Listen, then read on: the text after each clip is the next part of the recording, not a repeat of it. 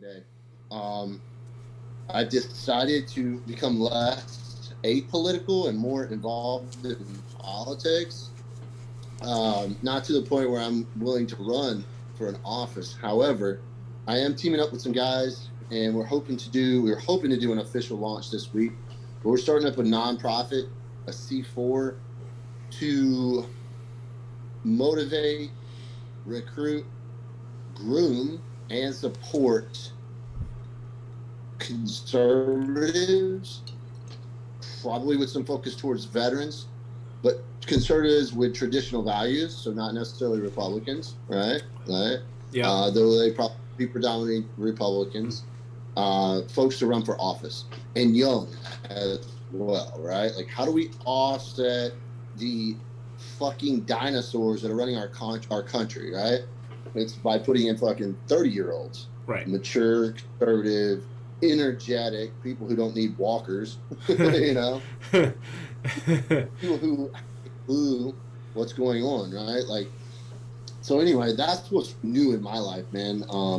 And though it will be slightly redundant from what I talked about on Clark's podcast the other day. That's okay. Different demographic, dude. Right. I don't know how many people listen to Clark's podcast. I keep meaning to ask him. I don't know how many listen to his podcast each time, but it is new. And a couple months ago or whatever, I made a couple of posts where I talked about reaching out to different people in the gun industry and how some of them are not interested in being political, right? They don't risk their business, that kind of shit. And while everybody wanted to know who they were, I'm like, fuck those dudes. Let's talk about the people who do want to get involved. Right.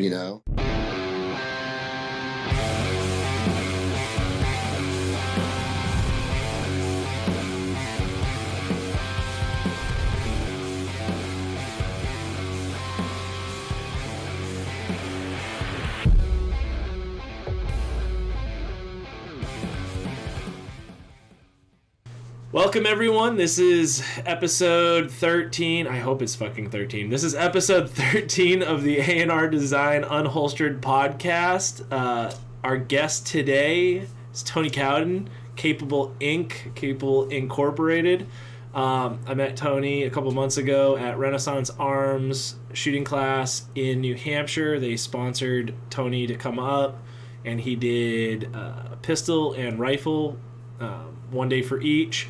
I was only able to attend the super monsoon, super cold rifle class where I had a baffle strike, and Tony was kind enough to lend me his rifle that he hasn't cleaned in 2 years. So, I was having issues with that too, but it's fine. It was fun. It was so much fun. And, you brought a much different perspective than what I'm used to being taught. And a lot of things that you taught in that class, I realized I do naturally, like shooting off the shoulder a little bit with ARs and stuff like that. So it was really cool to get a unique perspective, and your engagement in your class is really, really like you're one of, you're teaching these dudes, and these dudes really look up to you, and the vibe that you give off in the class is that you're their friend. You're patting them on the back, you're reassuring them, you do minutia level adjustments with the students, but you're not like reprimanding them or forcing them. You kind of let them freeball it and figure out what's best for them with your insight. And I think that's really special. I think that's really cool. So tell us a little bit about you, man. Yeah, well, just talking about shooting, man, and becoming an instructor, I came through up through the military and doing the military style of, constant beratement, adjustment. Dude shoots 2 rounds, you got to talk to him, you change something. It's like information overload. And coming to the realization that, somebody has to shoot uninterrupted before they're ever going to learn to see their sights and feel the gun, all the things that go into becoming and making those steps beyond, hey, these are my first few rounds, to, hey, I understand what's going on now, and now I can start making corrections. And, if every time somebody shoots and they lose their grip a little bit, you talk to them about that, then you're interrupting the learning process. As instructors, a lot of folks, and I've been there before too, we like to think that we have to talk and say things to be relevant as an instructor.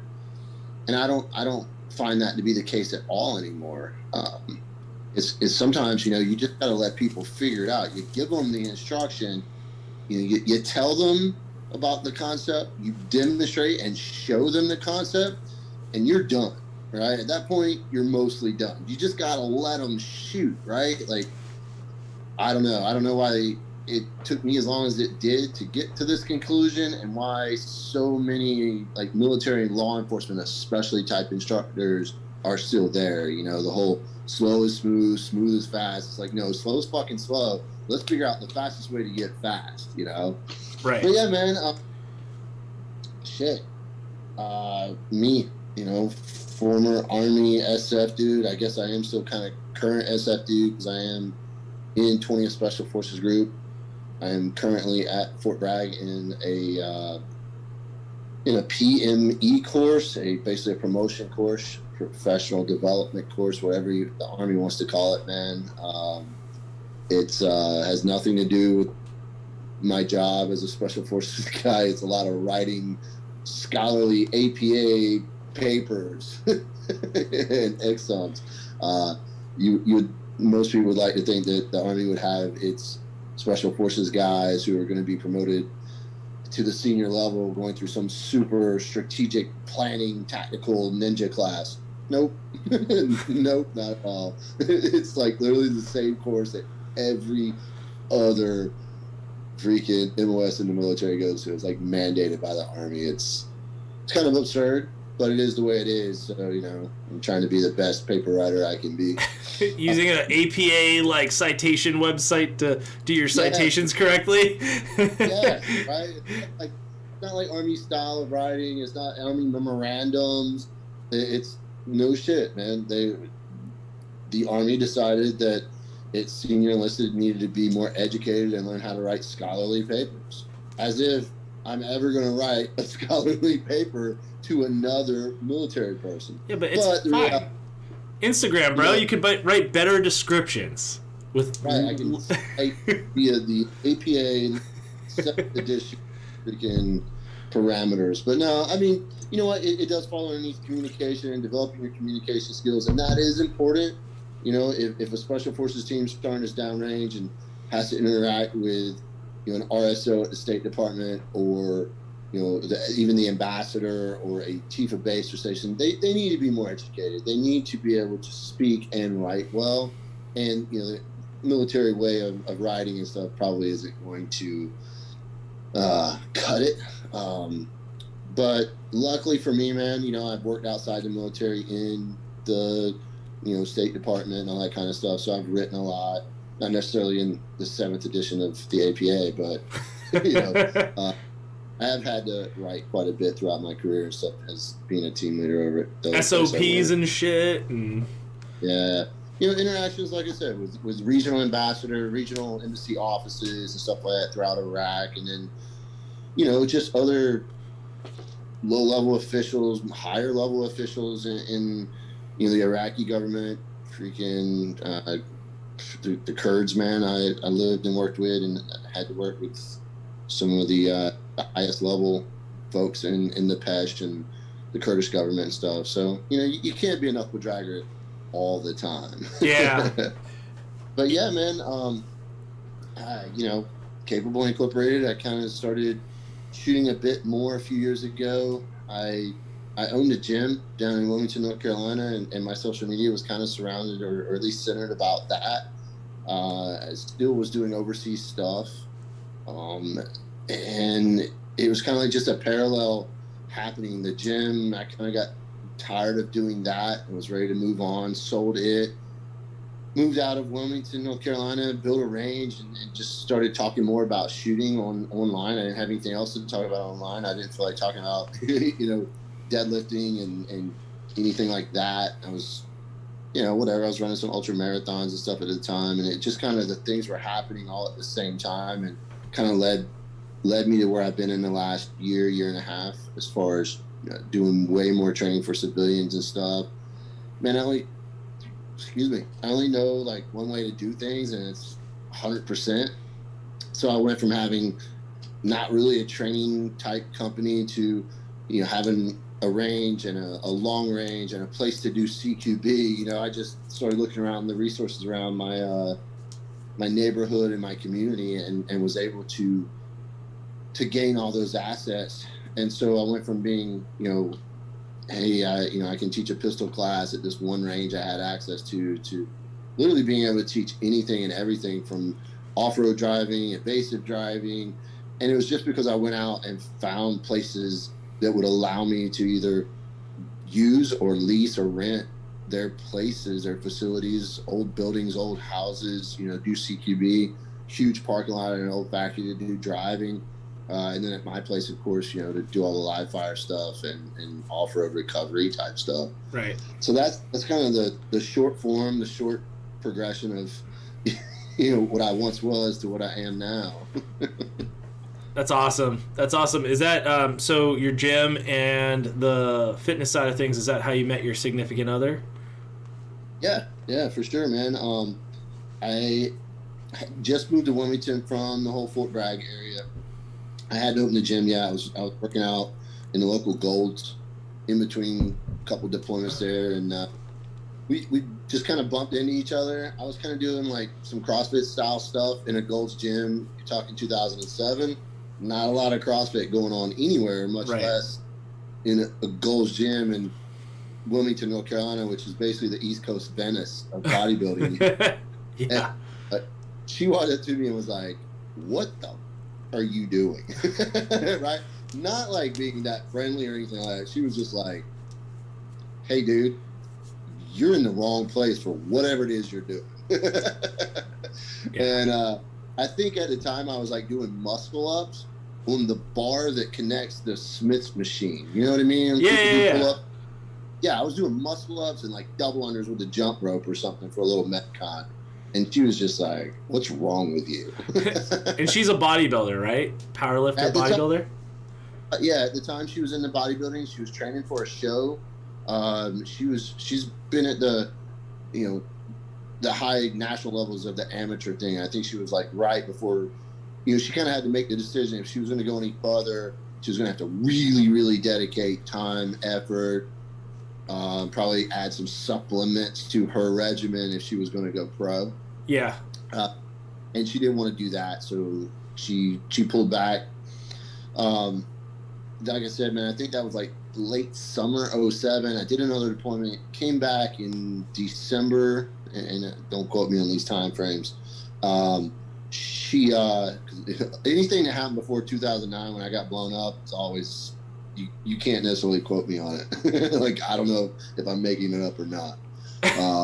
Fair enough. But, no, we bumped into each other. I got picked up from the airport en route back from Iraq and went straight to a bar. And it was pretty late. It was already past midnight. And I walk up to the bar. I know the bartender, and I don't even realize she's standing right next to me, man. And I think she had had a few already. And I was getting my... And we kind of made eye contact, and she looked at me and cut those little slanty eyes of hers at me and said something really smart ass. And like enough to where if I had had my beer, I might would have poured it on her. And I'm like, I've talked to this chick one time, and she thinks she knows. Like, who does she think she is? Well, that's flirting. It's how me and this freaking monster met, and I say monster in a good way, man. And then, like I said, I think we saw each other again in the gym the next week or something, and we actually had a conversation and kind of hit it off. I did another deployment, came back, opened my gym, and one morning at like whenever we opened, 5:30 in the morning, her and a couple of her buddies come strolling in, and I was like, what a bunch of punks. Chin up, chest out, like, fuck you. Who do these chicks think they are? And I pretty much maintained that perception of her for about a year, maybe a year and a half. Wow. Yeah, right.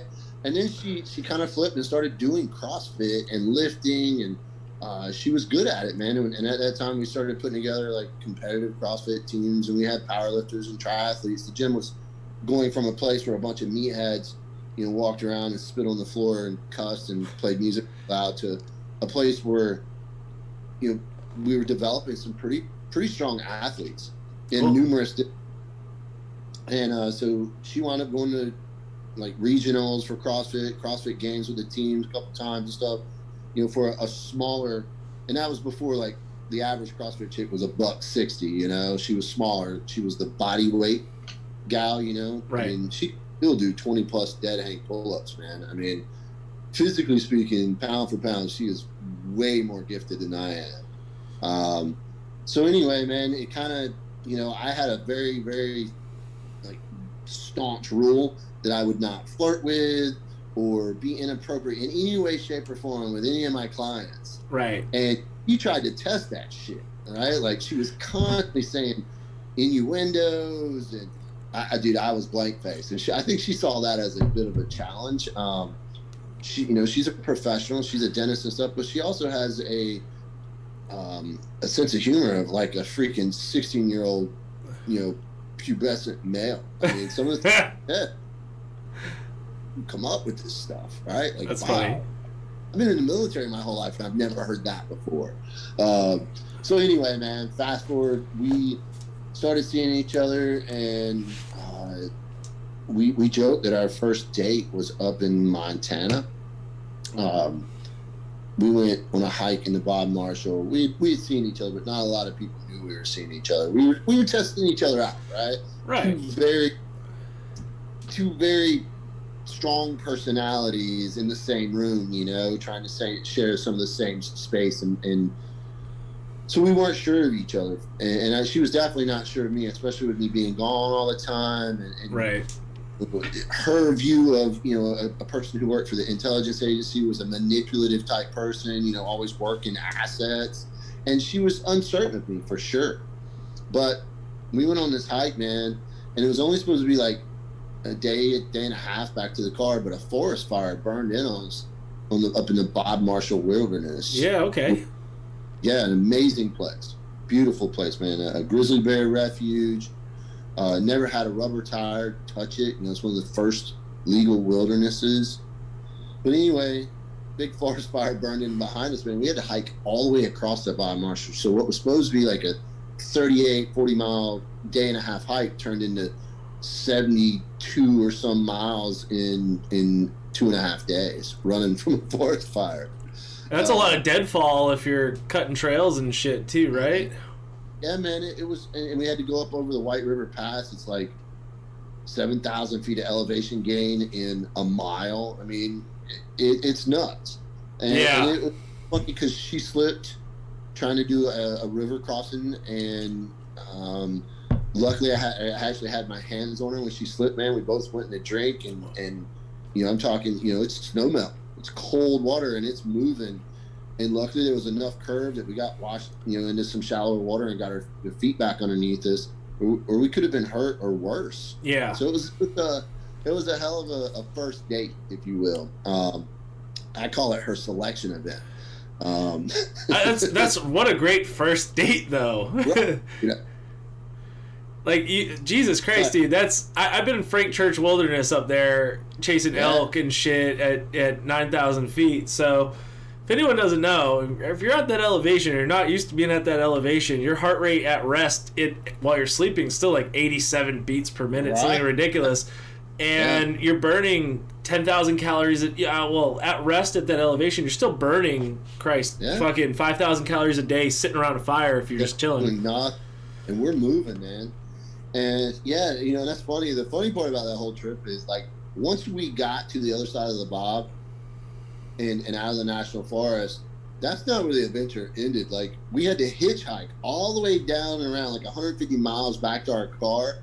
And it was like the first group of hitchhikers were 5 people in like a not a Volkswagen, but like the Toyota style little vans. Yeah. With gear top, and it was like speed wobbling down the hills. They were smoking weed and drinking liquor while driving, and we were like, this is crazy. But we needed a ride, And they dropped us off, and a dude in another minivan with 6 golden retriever puppies, but big puppies in the back. No seats in his car. He's like a retired fish and game guy from New Hampshire, matter of fact. Yes. And yeah, all he had was these daggone golden retrievers, beautiful dogs. And it's funny because Melissa, she's sitting in the back, like on the spare tire, and like one of the dogs is like dry humping her and stuff. You know, you know, whatever you got to do for a ride, you know. But yeah, man. And then the next step, you know, he drops us off at this little local town, and we had to go into a bar and like, hey, anybody give us a ride? And like some kind of shady dudes went outside and came back in like, yeah, we'll give you a ride. And I'm over here going, well, I got this 44 Magnum that I bought for grizzly bears, you know. please don't rob me, but you know, I do have this 44 Magnum. And it was weird, man, because you know, dude turned out to be a great guy. Dropped us off at the car, gave him some cash, man. But it was a crazy trip. So I guess the funny part about that is, we're sorting out flights just before getting on here with you. We're at 10 years since that trip. We're going back to the Bob Marshall. Fuck yeah. And going to redo our first day. Do it fire season, right? You're going to try to like recreate that mastery? Hopefully no fires and better river crossing choices. That's amazing. I tell guys all the time, people, I think one of the things, this might be good for the podcast, you're asking about people that, you know, we're talking about things we don't usually talk about. How much I just like fucking seeing people be successful. You know, a good friend of mine, there's, like I said, I don't know, there's just something about seeing people be successful, right? Like I was just talking to some West Point cadets in the hotel lobby, right? And it was kind of funny because a couple of dudes recognized me from Instagram, and that's always weird. But it was so cool, man. I was just talking about their career progression, and like, you know, one of them wants to go fly, one of them wants to be an infantry officer, go to Ranger Regiment, and it was just cool because, you know, it's like they're tracking towards success, you know? Right. And, you know, one of the coolest success stories that I was, at least have been able to watch, you know, even though I've helped a lot of people like through the gym, you know, be successful in fitness and health and, you know, accomplishing goals physically, you know, whether it was races or whatever. But like, even just when it comes to business, you know, or helping somebody with their career, good friends of mine, Don and Yvonne Verity, they own the restaurant, now chain Clean Eats. And I don't know if they're up your way yet or not. They're not. But they started in Wilmington, and they do, they're both bodybuilders. That's how we met them, through Melissa and stuff. Her and Yvonne both did a show at the same time. And their first store was in Wilmington. First restaurant was in Wilmington. And it's all about, you know, healthy. And you can go in there and made to order whatever you want. Get your proteins, get your greens and all that, you know. And it's all about, you know, locally sourced, non-GMO, you know, all the health stuff. Right. And it's kind of funny because, and he always tells this part of the story because his perspective was funny, because my perspective was, hey man, you guys are onto something. I went in there, I hardly knew him, and I went into the restaurant, and it must have been 2012 or 13, the first year they opened, and Don was exhausted. I mean, it was him, his wife, and one other person running this restaurant, and they were busy because it was a good, you know, restaurant business is tough business, and it's work. And he plopped down at the table. It was like mid-afternoon, probably 2:30, 3 o'clock. Lunch rush was over. And dude, you could just tell, man, he was absolutely exhausted. And I was like, bro, you guys are really onto something. You need to franchise this thing. Right. And all he heard was more restaurants. and where he was in life, and at that moment, that was the absolute dumbest thing I could have said to him. Right? Like, there's no way he could do another restaurant. And it didn't even like make sense to him at the time. Because the franchise, he didn't understand in that moment, just from the stress, the immediate induced stress of what franchise is. They're just like, oh fuck no. and being fully aware of what, you know, franchise means, you know, like all he knew was he was maxed out, and he wasn't going to be able to help someone else start another restaurant. Right. Well, nothing. He was done. Well, anyway, fast forward to right now. Last numbers I heard, they had over 60 restaurants open all the way to Utah. That's so cool. Yeah, and I'm talking, you know, went from being average blue collar folks to, you know, grossing in the millions. Right. You know, big success story. Lots of millions with 60 stores. So, but it, lots of millions for that many locations for sure. Fuck. Amazing stuff, man. Amazing stuff. And I love that shit. I love it. If I can even just, I like hearing about success. And if I can somehow be involved or help or just be close enough to watch it happen, like in their case, you know, it's pretty amazing. So, I mean, I've always kind of been that mentoring type of dude. Like, I like helping people accomplish things, you know, whether it's right. younger guys develop their military careers or helping become better or just helping Sally soccer mom shave off a couple pounds of baby weight, you know? Right. All right. Like, success is a scalable and very relative thing, you know? Right. But yeah, man, that's a thing, man. That's a huge thing for me. And like I said, I enjoy it. Like, a lot of people enjoy, I don't know, whatever they enjoy, playing video games or, you know, hunting. I enjoy hunting a lot. But, like, I truly find a lot of enjoyment out of watching people be successful, right? Yeah. And so mine too, right? Like, I like accomplishing shit as well, you know? But that's not my sole focus, you know. Even when it like comes to hunting, I love to hunt. I love the being in the backwoods. I love the pursuit. I love the being quiet. I love everything about it. But every year I take new hunters hunting. You know, hunting mentorship is it feels so good. Yeah. I'm a new hunter, but I've mentored people a little bit, and it's amazing. Yeah. Don't get me wrong, man. Me taking my own animals, feeding myself, right? Like, to me, it's just a method. It's a thing. But when I watch somebody else get excited about it, when you're walking them onto an animal, or you're talking them, you know, helping support, you know, and dialing and calling range and everything that's leading up to that backcountry hunt kill, you know, or just helping them formulate the plan of, you know, you spotted that animal at, you know, over a mile away. How are we going to get close enough to take a shot at this dude? Let alone recover it. Right.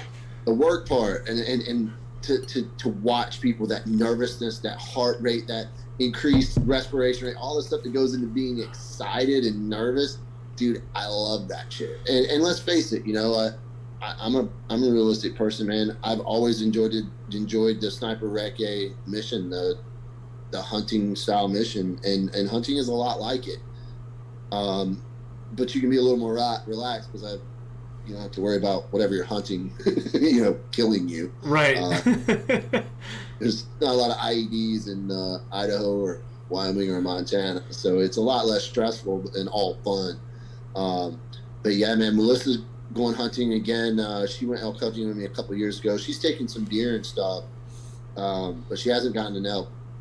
And she went a few years ago and hadn't been able to go since. But this year she's gone, and man, there's nothing I want more than for her to take an elk, man. That's cool. Yeah, having a new rifle built for her, trying to build up we're going to build up a sub 10 pound freaking 300 PRC for her. That's cool. Yeah, we've already got the action and you know, the barreled action. Just waiting on MGT's new little super lightweight carbon fiber chassis. Yeah, good luck. It takes forever to do everything. Well, actually, no, MPA's worse, but. Right? Yeah, it's that, you know, they just came out with that little chassis, man. It weighs like 29 ounces. Yeah, no, so for people listening, I'm going to touch back on something. You move through conversations very quickly, so we're going to have to backtrack a little bit. But in terms of, like, again, Frank Church Wilderness, dude, I was up there. I didn't get to shoot an elk. The one chance that I did get was actually when we were rolling up on a lunch spot that we're like, all right, it's time for lunch. We hear those two idiots bugling down that hole. We'll get them in a little bit. Let's eat lunch. And a satellite bull just cruised right in front of us. And I put scope covers on. I was ready to fucking drop my pack. And it was our first day out. And this fucker just ran by. And we got fucked later in the week. Like, day one, we never called. The wind kept toilet bowling. And every time we're 40 yards out from a big bull, and Frank Church Wilderness, for people that don't understand, we're talking 80-degree inclines, 4,000 pieces of fucking deadfall crossing a day. This is our first day there, so our bodies aren't used to it. We did close to 10 miles. And they call it the church for a reason. Like, you know, hardest animals ever. Like, straight up. And we're in, like, the sun is fucking apocalypsed from a wildfire from California. It's just spooky, weird. We keep calling bulls in. You can tell they're 40 yards out. You can hear the croaking of their throat when they bugle. And the wind just changes, and they're gone. They're ghosts, and you don't hear them. They're so fucking quiet. You know, you hear bears and moose. That's it. Dude, how quiet animals are, right? Elk, insane. It is insane how an animal, especially a bull with those antlers, right? Like even a small elk bull, a 4, right? His antlers are still huge, and they go through the woods, right? Their antlers are poking forward, and you know they weigh 6,000 to 8,000 pounds, and they go right through trees, and they don't make a sound, and they're moving, you know, 8, 10, 12 mile an hour when they walk. 100 pounds, right? Not thousands. Yeah. Sorry, you said 6,000 to 8,000 pounds. I was like, damn, it's a huge fucking up. It's okay. It's your brain, bud. Yeah, right? No, elk aren't quite that big, right? But it is a fucking quiet they are. You know, like little hooves, mule deer, right? Little fucking hooves, dude. Yeah, they don't make noise, man. You know, and I try to relate it to people. I'm like a mule deer that weighs 200 pounds. That's, you know, about the size of a, you know, good sized male. They can run through the woods, and you can't hear them running if they're 50 meters away from you. But like if a human being tries to run through the woods at 50 meters, you know, it might as well be a car. Yeah.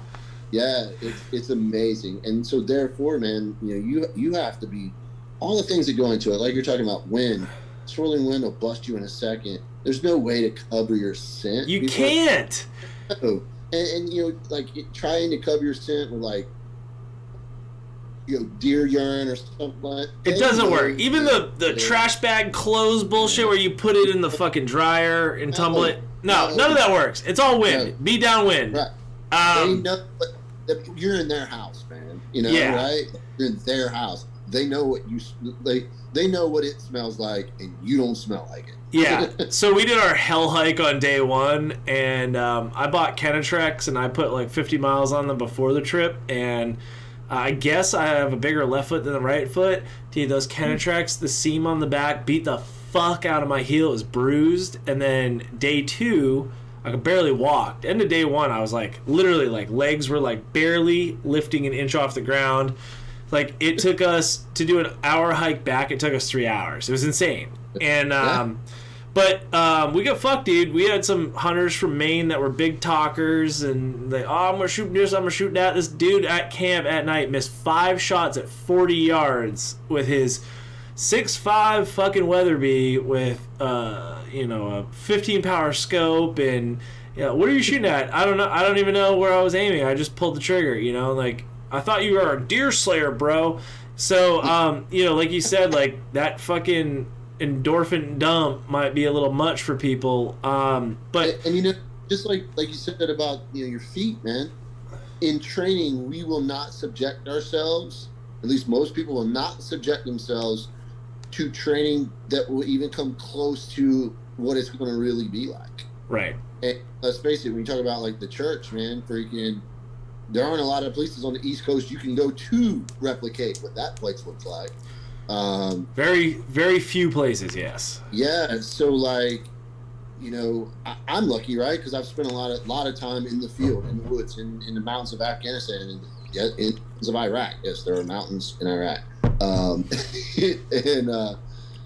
you know, I have that rely on. So a lot of times when I take new guys and I try to explain to them, I try to teach them foot care, you know, how to use the benzoin tincture and, you know, moleskin and all that stuff, because you're gonna get blisters. Your feet are gonna be fucked up, right? Like all my buds are coming from Eastern North Carolina, you know. Right. Soft feet. yeah, really soft, man. And I tell them, I'm like, hey, man, probably the closest thing you can get to rucking in the mountains is actually going and rucking on the beach. Yes. Right? The instability of the sand is probably about as close as you're going to get Otherwise, we have to drive to like Uwharrie State Park. No, that's a great suggestion. The softness and your support muscles trying to lift up all that extra weight in that sand. Yeah, dude, it's like sidestepping in mulch, Yes. Yeah, absolutely. Yeah. I mean, I tell guys all the time, like, if they're going to go train for like the selection event that's up in West Virginia, guys that live here in North Carolina, I'm like, go to Uwharrie, hit the hills, but you know what? Just go out to Camp McCall and ruck in the powder sand. It'll strengthen your ankles, knees, hips, like nothing else. And while it won't replicate the climbing and the descending screws people up big time, right? Like, we can go to the gym and hit a stair mill. I mean, that screwed me on a ultra marathon I did, man. Going downhill too fast will destroy you. Dude, okay, so real quick, Frank Church, we went up on horseback, 8,000 feet, 4 modes of transportation to get to camp in one day. Like, boat, it was like car, plane, boat, horse, feet, right? And you guys boat tripped it into the Frank. Huh. So where we went off Corn Creek on the Salmon River, and the guide had a jet boat. So we had a jet boat to the resort, and then from the resort we stayed overnight, and then we hopped on horseback and went up something like 69 switchbacks or 169 switchbacks or something absurd. And then we got up there, and it's crazy. Once you're up there, you're just like, holy fuck. And like the videos that I took were like apocalyptic, dude. You can't see the sun. It's like the middle of the day, and burned out, washed out areas. To preface what you're hunting in, the folks who don't understand, when the church, man, you get taken to church. Like, you can only access that place by boat, by horse, or by backcountry airstrip being flown in. That's how remote the church is, man. It is registered wilderness. Yeah. Like, I'm hunting in Idaho again this year, and I'm not taking my newbies into the church, right? Like, I've got a handful of guys and Melissa who are not super experienced backcountry hunters or backcountry anything. I'm not taking them into the church. I'm going to take them just south of the church. But, no, man. I went into the church never shooting a deer in my life. Yeah. And, dude, it was cool. CZ sponsored me for that hunt. It was a great hunt. I didn't shoot an animal. It didn't matter. I spent days in downpours chasing wolf tracks on foot, on horseback. Dude, we dressed like elk. So that's the one thing about the church. If you rock I was wearing a hot weather cry top and a pair of cool pants, tan, green sleeves, whatever, or multicam sleeves, and we rolled up on a herd of cows. We're like 8 feet away, and they're like, well, we're downwind. Oh, you look like an elk, you sound like an elk, we can't smell you. And they're just looking at us, just chilling, like, this is tight, you guys are cool. And fuck camo up in the church, dude. Dress like an elk, talk like an elk, don't get winded by elk, and you will be successful. And it was cool, dude. It's so cool. I barely made it up that hill. I was so tired. We're getting up to a salt lick. So back in this part of the church, there's 4 salt licks in this region, and the even though it was 60 years since that giant salt mass was dropped there to lure in the animals, it's still there in the sand. They dig it up, they get a little bit of it, it gives them some minerals and nutrients. But that's where we were at the end of day 1, and these cows were just looking at us like, oh, super cool. And I had a rifle in hand, but you were talking about lightweight chassis, and I brought an NX8 2.5 to 20. So I talked to my buddy. He's running 1-4, right? And he's like, well, just be prepared to take a 500-yard shot. So I'm like, okay, I want mag on 500-yard shot. I'm going to take this NX8. I'm going to put it on in a CZ hunt, so I'm running their new rifle. It's about a 6-pound rifle.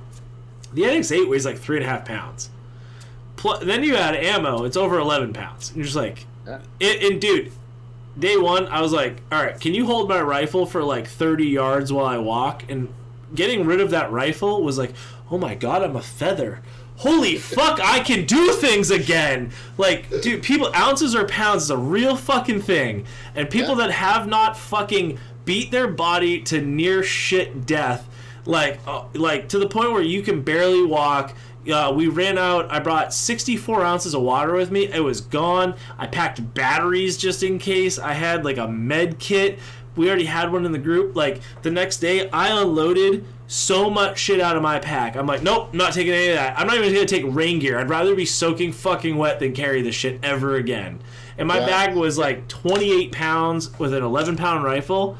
Doing what we did, I'm like, never again. It's going to be a 12-pound pack, and this rifle sucks. I'm never doing this again. I'm buying a fucking super lightweight gun.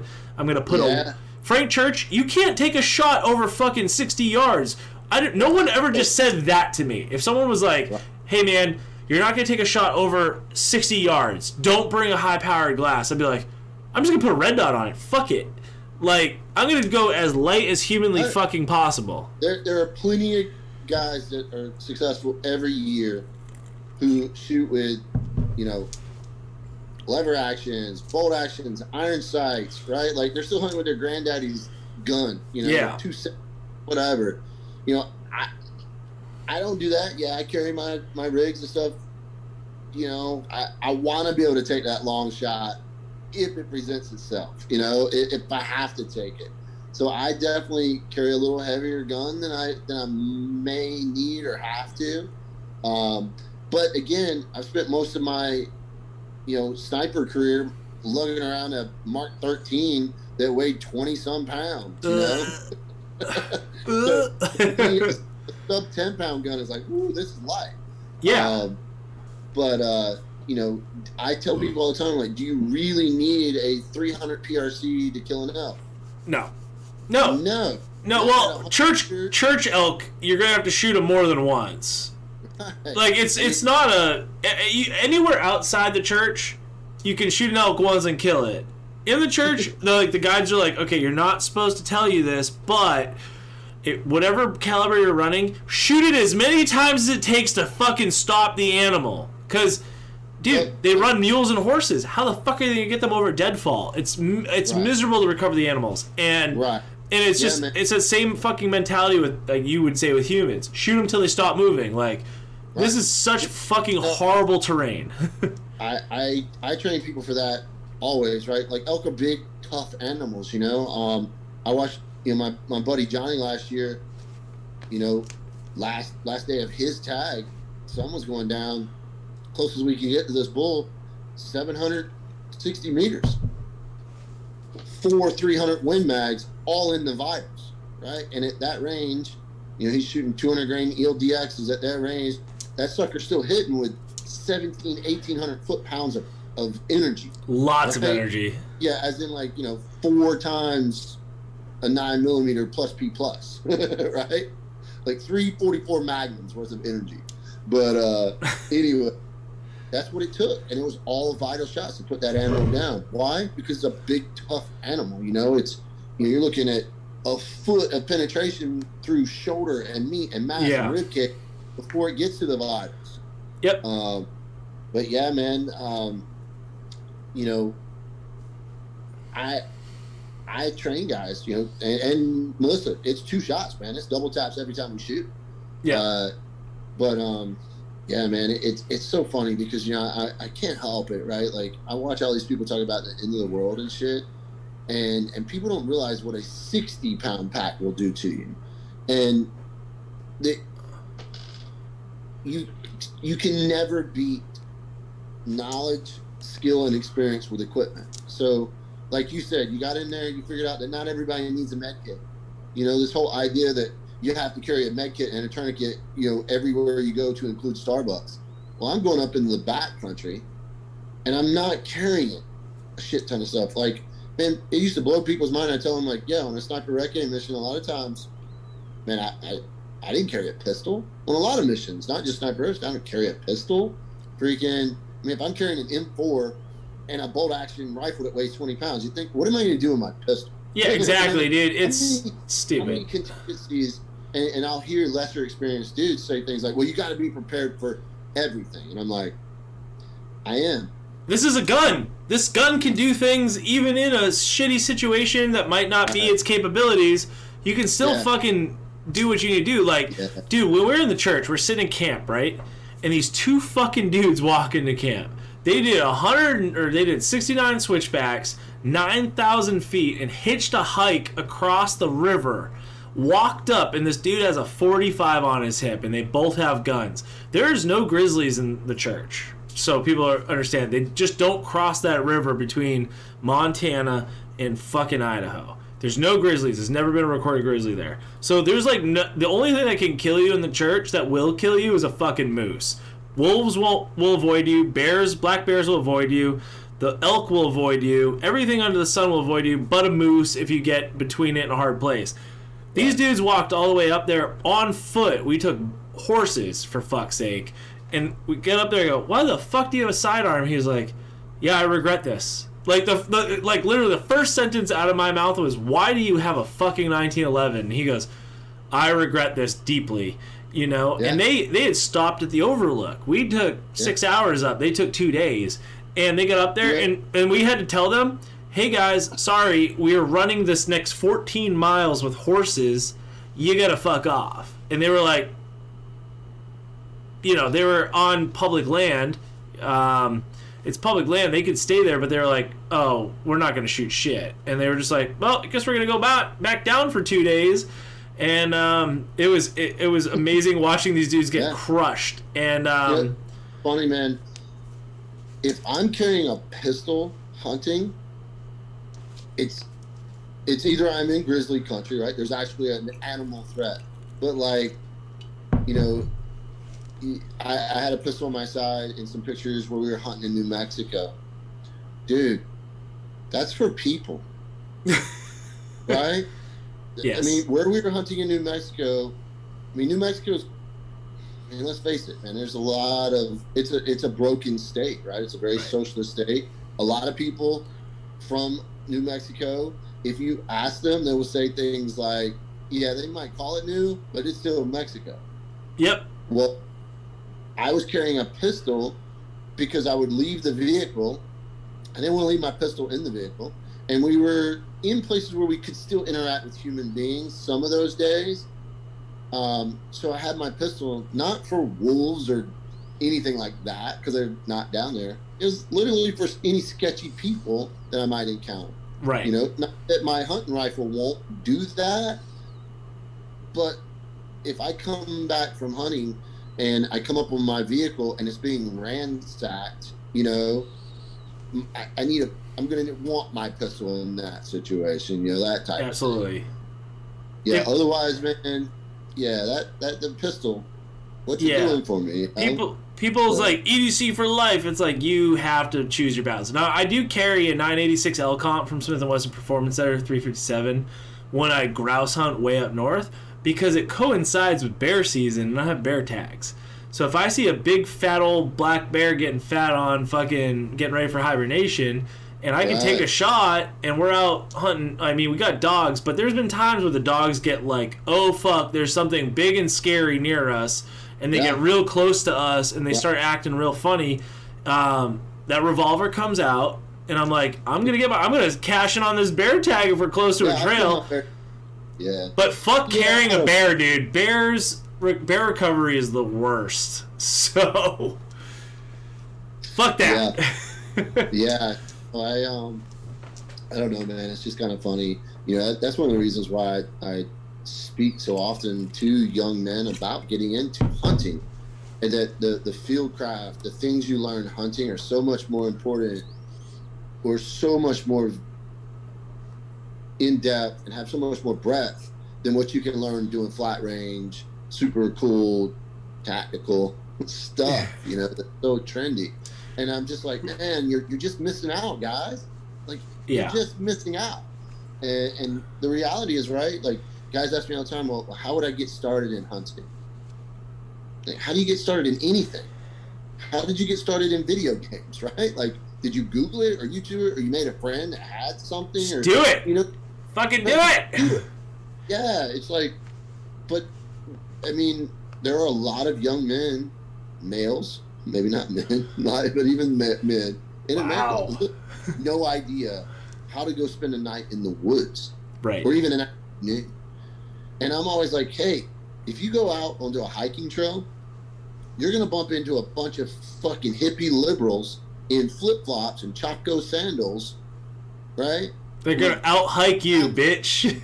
They've been out there for 3 or 4 days living, and you're tacticaled out in a gun and a tourniquet and blah, blah. It's like, hey, I'm not telling anybody what to do, but I'm just saying, if you look around, you can find some examples that illustrate why some of this preparedness might be a little bit overkill. Yes. Yeah. It's funny, man.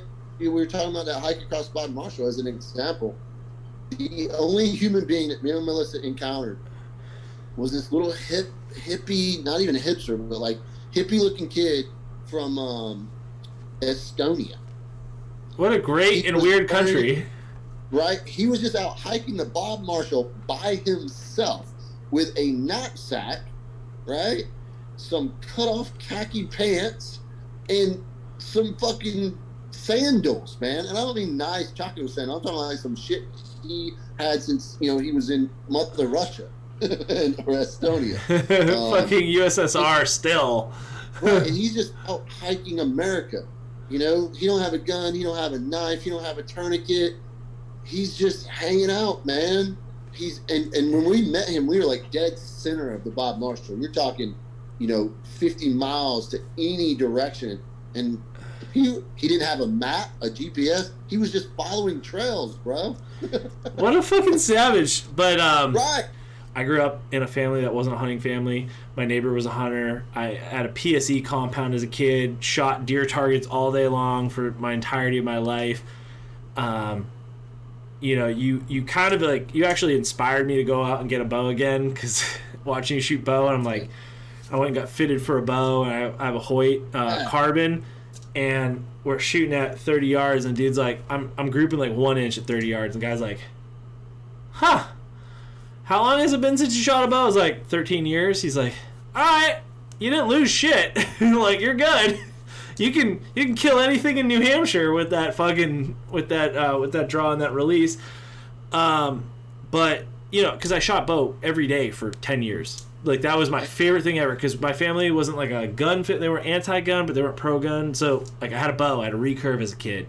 There's pictures of me with like animal pelts hanging off of a fucking little Native American belt tied up, and running around the woods barefoot, getting thorns stuck in. My feet were like leather thick as a kid. I was in Boy Scouts. Bow was my weapon, and I used to set courses of fire as a child and run around and thump targets through the woods and shit and pull from my quiver. And right, like, it was cool. It was fucking awesome. Yeah, the unconventional kids were always the kids that wanted to be the Indians, And I was definitely more of freaking the bow, the Indian, not the cowboy, man. Yeah, I would walk through and do Indian foot and like do blade in. I had a yellow lab growing up that would just like follow me wherever I went. He'd never stray far, so I always had my dog with me. I would dig holes. I'd rub mud on him and mud on me and do like the whole Alien vs Predator thing as a kid. I enjoyed that. And I knew I was gonna get into guns because I had like a cap. My dad just recently sent me a photo of my cap gun collection. I have like 50 cap guns, and I loved the antiques because they looked so real and they functioned so well. But yeah, it was just like one of those things that I was like, I want to hunt, but I didn't kill anything up until like 5 years ago. I didn't even shot a fucking chipmunk with a BB gun because I was like, I don't want to kill something unless I want to eat it. I'm not gonna go shoot things because I know I can shoot, but I'm not going to go kill things just to kill things. Like, I want purpose. And we were talking about how to get into hunting. I recorded a podcast a few weeks ago that's live on all of our podcast networks and YouTube that you would actually enjoy. It's my buddy Zach Hine. He's the director of marketing for Weatherby, formerly marketing liaison for CZ USA. And he took me on my first hunt. He was my first mentor for hunting.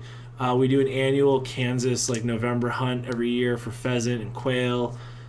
We were together. He took me on that Idaho elk hunt, and he was so cool enough for my first hunt. What he did was he motivated me to want to get into birds because I love dogs and bird hunting, and he linked us up with Project Upland. and we went on our first hunt in New Hampshire because I didn't know we had upland birds in New Hampshire. I had done that research, and sent me a shotgun to use for the trip, and we went up and we hunted with a bunch of dudes, a local like legend, like his family is legendary for fucking hunting like woodcock and grouse up here. Project Upland kind of showcased it. So Joe Levesque was my mentor for grouse. We hunted over his dogs all week, and then Zach had never hunted rough grouse before, and we went out for our first hunt. And on our way up, we get a text. So we do this awesome podcast about how to get into hunting, what resources, how to contribute. Yeah. Like going in, if you want to go bird hunting, go Rough Grouse Society or Woodcock or Pheasants Forever, and go to a meeting and just be like, I've never hunted before, but I want to get into it.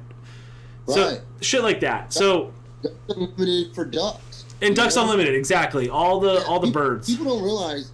I mean, I feel like there's only one decently, almost kind of successful part of our government, and it's the Department of Interior's conservation programs, right? The taxes that were earmarked, they've just recently been moved around a little bit for some horse shit, but you're talking about, acts, legislation that was passed in the early 1900s that took turkeys from almost extinction to being in every single state except for Alaska now, which is exponentially more than where turkeys originally were. Right. And the elk population that was decimated. Now there's elk everywhere. They're coming back. They're putting them in the East Coast back in the Appalachian Mountains, and even hopefully. Well, the gray wolf, the reintroduction of gray wolves has really fucked some of that, but. Dude, the people and the fucking wolves, man. Enough's enough with the wolves, all right? Like, wolves will never be able to exist in their original numbers. You know? Impossible. We've grown as human beings. We just can't coexist with wolves, at the numbers that they were when we showed up here. Right. But yeah, man, people ask me all the time, they're like, I don't know how to get in hunting. Like, just Google it, man. Google the Department of Interior, your state's wildlife commission, your fishing game. Yeah, fishing game is great. What seasons? Small game. Yeah. Small game's the best thing to get into with a .22 rifle. Shoot rabbits, bunnies, and fucking squirrels, and get some fucking body count on you and learn how to prepare meat. That's right. Yeah, I mean, because let's face it, skinning a squirrel and skinning an elk is the exact same thing, only on a much smaller scale. And you're going to have to kill a lot more squirrels. Highly debatable, but... Well, I mean, the process, right? I'm just fucking... I learned from the world's greatest small game hunter, Kevin fucking Murphy, how to skin a squirrel, and I can skin a squirrel in under a minute. Shirts and a t-shirt, pull it apart after cutting across his asshole. A little different than an elk. Right. In terms of speed. Just skill. I know. I'm just fucking with you. I'm fucking with you. Yeah. I don't know, man. Freaking. Like I said, I as many people as I would love to get into hunting, at the same time, I'm like, wait a minute. If everybody got into hunting, if every American male got into hunting this season, we wouldn't have anything to hunt. No, that's not true. That's not true because hunting is at an all-time low right now. And right. I grew up in a non-hunting family, and I've been hunting for 5 years, or 4.5 years now, and I'm sitting there going, why the fuck is this not part of most people's life? Because when I eat wild game, my BMs are the most normal I've ever felt my entire life. Yeah. My gut biology, my digestion, my energy levels. Yeah.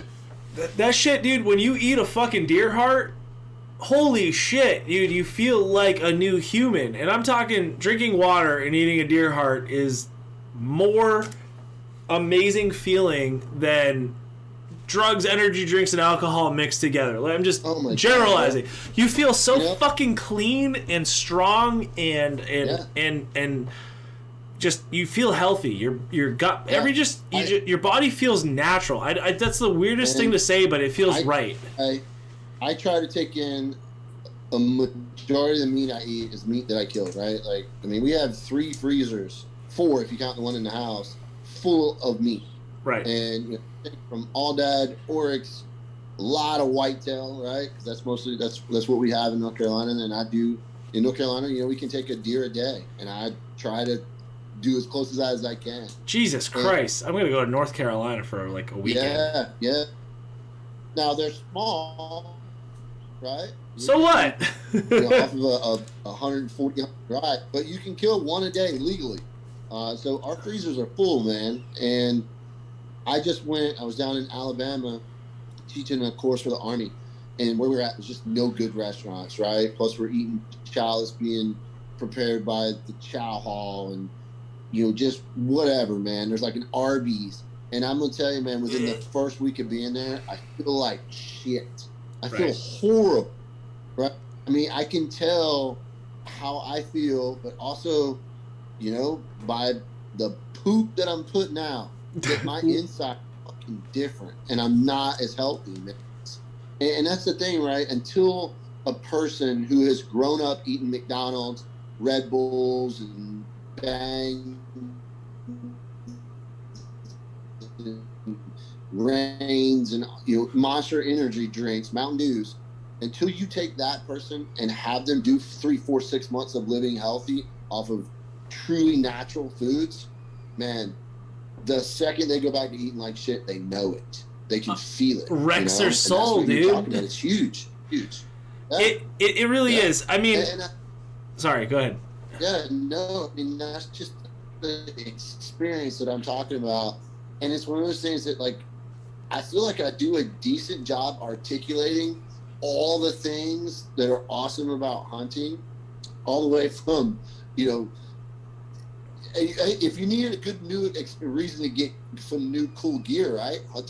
Hunting's a good reason to get some new cool gear, man. You got to get boots and cool new camouflage or whatever, Yeah. So if you want to be a gear quick, hunting's definitely, you spend a lot of money on gear. But seriously, all the way to, the skinning, the eating, the preparation of the food, right? Like everything about hunting that I feel like I do a decent job articulating. There are some dudes, when I explain it to them, it's still blank. They don't get it. They have no clue. Yeah, and it's reality, right? Like, and it's nothing new, right? It'd be easy to say, and there is obviously some of this, right? Like this new generation of American male, they don't hang out outside, they don't visit. But you know what? In the country, they still do. And, it goes all the way back to like that city folk versus country folk. I mean, they are just raised differently, right? There's that Hank Williams song, Country Boys Can't Survive, right? Yeah. And when you explain fishing and hunting to a city dweller, they don't get it. And it's not a ding on them, it's just a reality. It would be like trying to explain quantum mathematics to me, right? I'm not going to get it. It's just how it is. Yeah. So let's go back to poop real quick. So when you're eating fucking wild game, I mean, I noticed this when I went to Czech Republic with CZ years ago. Everything is farm to table in Czech Republic. Eggs are not pasteurized. They come off the shelf with canned goods. When you go to a restaurant in Czech Republic, your bowel movements in Czech, everything's mineral water. It's not fucking filtered, FDA approved bottled water. It's mineral water. It's like once filtered. Your bowel movements are soft solid, and then you almost have, this is going to sound disgusting to some people, but it's almost like a pulverized a dark brown orange rind as like the medium in which that poop is sliding along, and you get this almost like pumpkin pulp, film to it when you wipe, and I can explain it, right? So when I was doing the gym, I was clearly into nutrition and being super healthy and educating myself on that. There are two substances that almost every single American I've ever sent to get blood work, they're deficient in: vitamin D and magnesium. Yes. Well, what do you take if you're constipated? Milk of magnesia, right? It's magnesium.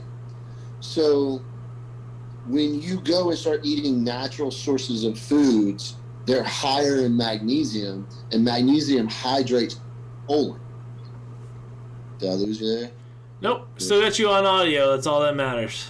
Yeah, no. So magnesium hydrates the colon and makes you regular. And relaxes you and reduces inflammation. I tell people all the time, like, you know, even as natural as I eat, I still take 400 to 500 milligrams of magnesium. For people that are listening, do not take 400 to 500 milligrams of magnesium oxide. Just magnesium. Not take magnesium glycinate, magnesium threonate, something like that. It needs to have an 8 last name. That's a chelated magnesium. Because if you take 400 milligrams of magnesium oxide, it'll fuck you up. It's a metal. It's a real metal that cannot be absorbed by the small intestine, and it hurts. Yes. So don't make that mistake. But yeah, man, when you're eating healthy and you're getting more magnesium, and if you're a typical American who's very deficient in it, it doesn't take much to change your insides. Absolutely. It's wild. I might not be physically the most visibly fit human. You know, fat cells last 9 years. You have to stay on a very lean and physical diet for 9 years to get rid of fat cells, but that is fine. It's funny, like I was in a class with my buddy, a couple buddies, and I'm definitely the biggest dude there, and I am keeping up, if not still beating their running times, because I do work out, I do exercise, I do take care of myself. I might have a little bit more body mass index on a clinical level, but I have 4 sets of stairs in my house and a fucking puppy right now. I am running up and down stairs all fucking day long. All the time. I have to run that bitch around the fucking 2-mile loop of my neighborhood, and it's one of those things. I might look a little bit bigger, but when it comes down for pound fucking energy, I'm gonna fucking smash you into a hole. So there are a lot of soft runners, right? Like a lot of soft runners that they just got that layer of subdermal fat, man. Freaking, yeah, you definitely cannot, just because somebody's just a little bit soft, that's not necessarily an indicator of performance, right? Like, somebody can easily be 15-20% body fat and still crank out the miles. Absolutely. Yeah. I know some dev crew dudes that look exactly like me, have a little tactical muffin top, and those dudes are doing 10 miles a day, still smoking butts and doing good shit. So it's you know what it is. So your company is called Capable Inc, and my philosophy through life has always been a man is measured by his capabilities, right? So it's roughly, I'm going to talk about myself for a second. I grew up on Cape Cod. I was not good at school. I have ADD. I'm unmedicated. I learned that music regulates me while I'm studying or learning. I got kicked out of college while I was in engineering school. I had to write a letter to the dean. I completely changed my entire existence of studying because I learned how I function. I was in varsity sports growing up. Yeah, I was in varsity sports growing up. I played hockey growing up. I was in varsity golf, and it's funny going out on the golf course because I'm in a golf league right now. I feel like an old man, covered in tattoos, full bodysuit, and smashing a ball 320 yards in front of some old geezers, and they're just like, all right, we can't say shit because this fucker just, ruined the golf course. But, it's tight. So, for me, I grew up in Cape Cod. I grew up on boats. I know how to work on small motors. I know how to start clean carburetors, build motors, build engines of cars. I went to college for mechanical engineering. I went to a graduate degree in MBA. I was 3 classes short and dropped out because I'm running $1 million business. Why the fuck do I need an MBA?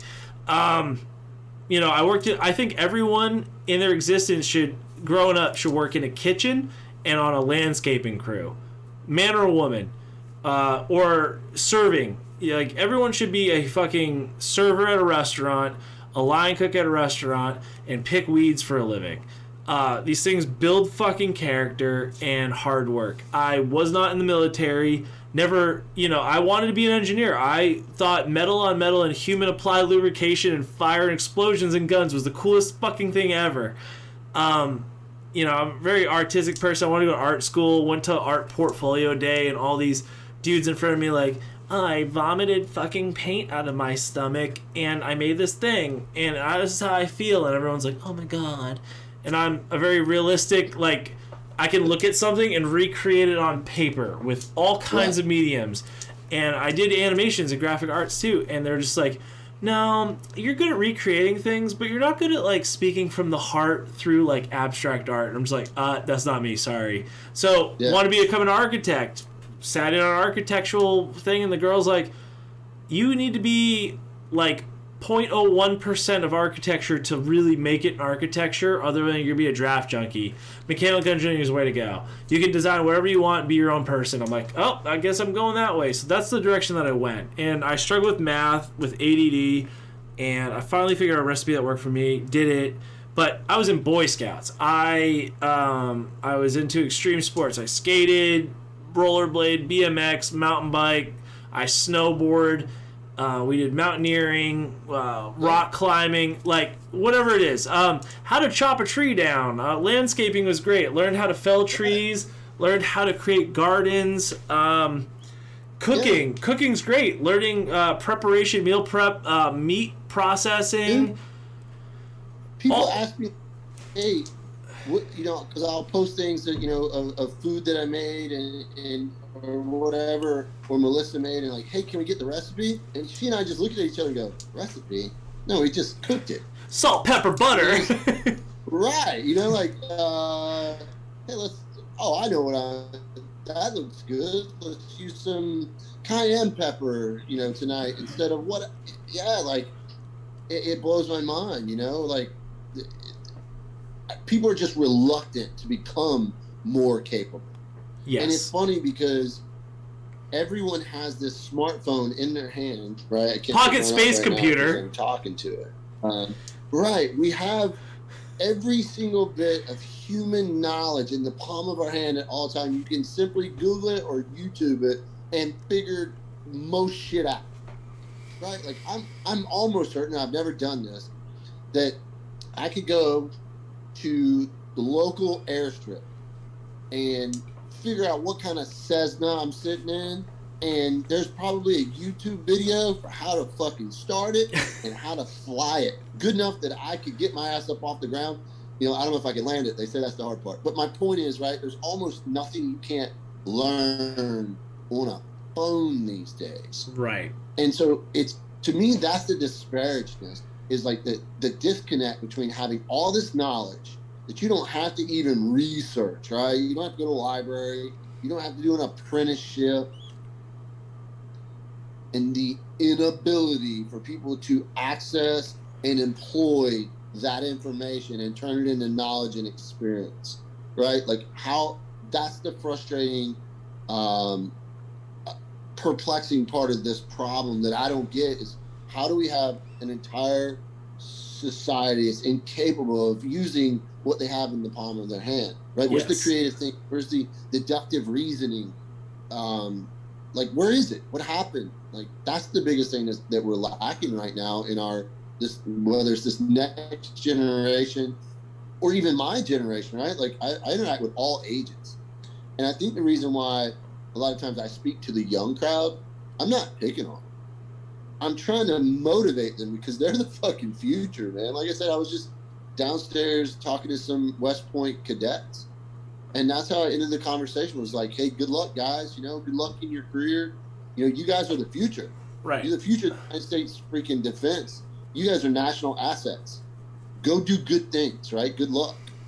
But I don't know, man. To me, that's the frustrating part. And a lot of times the young kids think that I'm being a dickhead to them, and I'm not, right? Like, if you look at my social media, it's literally how to do shit, right? It's 99% of my social media is how to do things, lots of different things. You're extremely vocal and open like that, and we, just for everyone listening, we were struggling, and I think this podcast has been great because I think this is exactly what we needed from you. We were talking, Tony and I were talking, and we're like, how do we make this not redundant?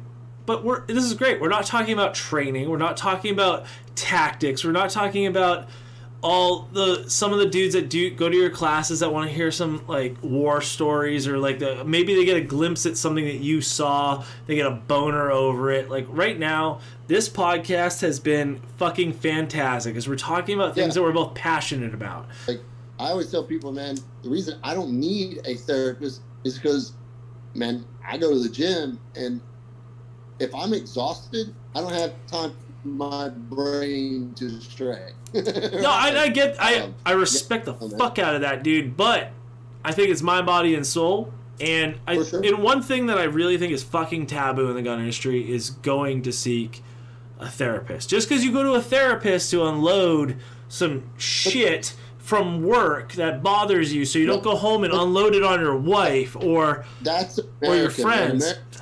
America is still kind of weird about therapy, you know. It's not bad though. You know, no, it's not. Absolutely not. Right? Like I joke that you mentioned earlier, self-aware is self-regulative. Right? You found a recipe that worked for you. Right. So through trial and error, and to touch on your other point, mistakes. Right? Whenever I give advice, it is mostly based off the mistakes that allowed me to be successful. Right. And a lot of people don't get that, right? Like I'm sharing, tried and true what worked, mistakes. I'm helping you avoid those, because if you avoid the mistakes, well, the chances are you'll be successful. Well, like you said, also that recipe that you learned how to study, right? Right. I'm dyslexic. I'm a left-handed person. I'm dyslexic as fuck, man. I couldn't read until I was like in the 4th grade, but I was good at math. And being from a podunk, nowhere, North Carolina school system, man, they didn't know how to teach me. Right. I learned. I taught myself. I didn't teach myself. I learned.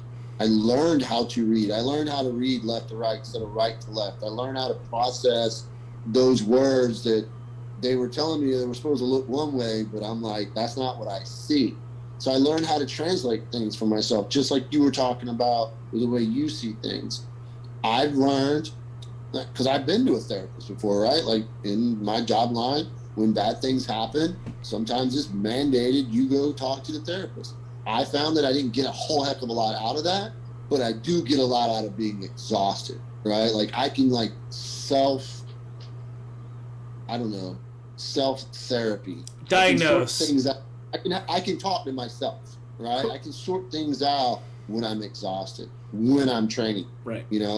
And so while I said that, by no means is that like me saying that people shouldn't do it. You should find what makes you happy and helps you deal with whatever is stressing you out, right? Yes. If it means going to see a therapist, absolutely, hell yeah. And I always tell people too, right? Like the reality is you could go to a therapist and they not help you, and you get a little disgruntled or frustrated with that system, go get another one. Go try another. It's perspective. You're just getting different perspective. Right. Yeah, man. Mental health is huge, right? And here's a big thing that I share with people. I quit drinking. I don't do any drugs.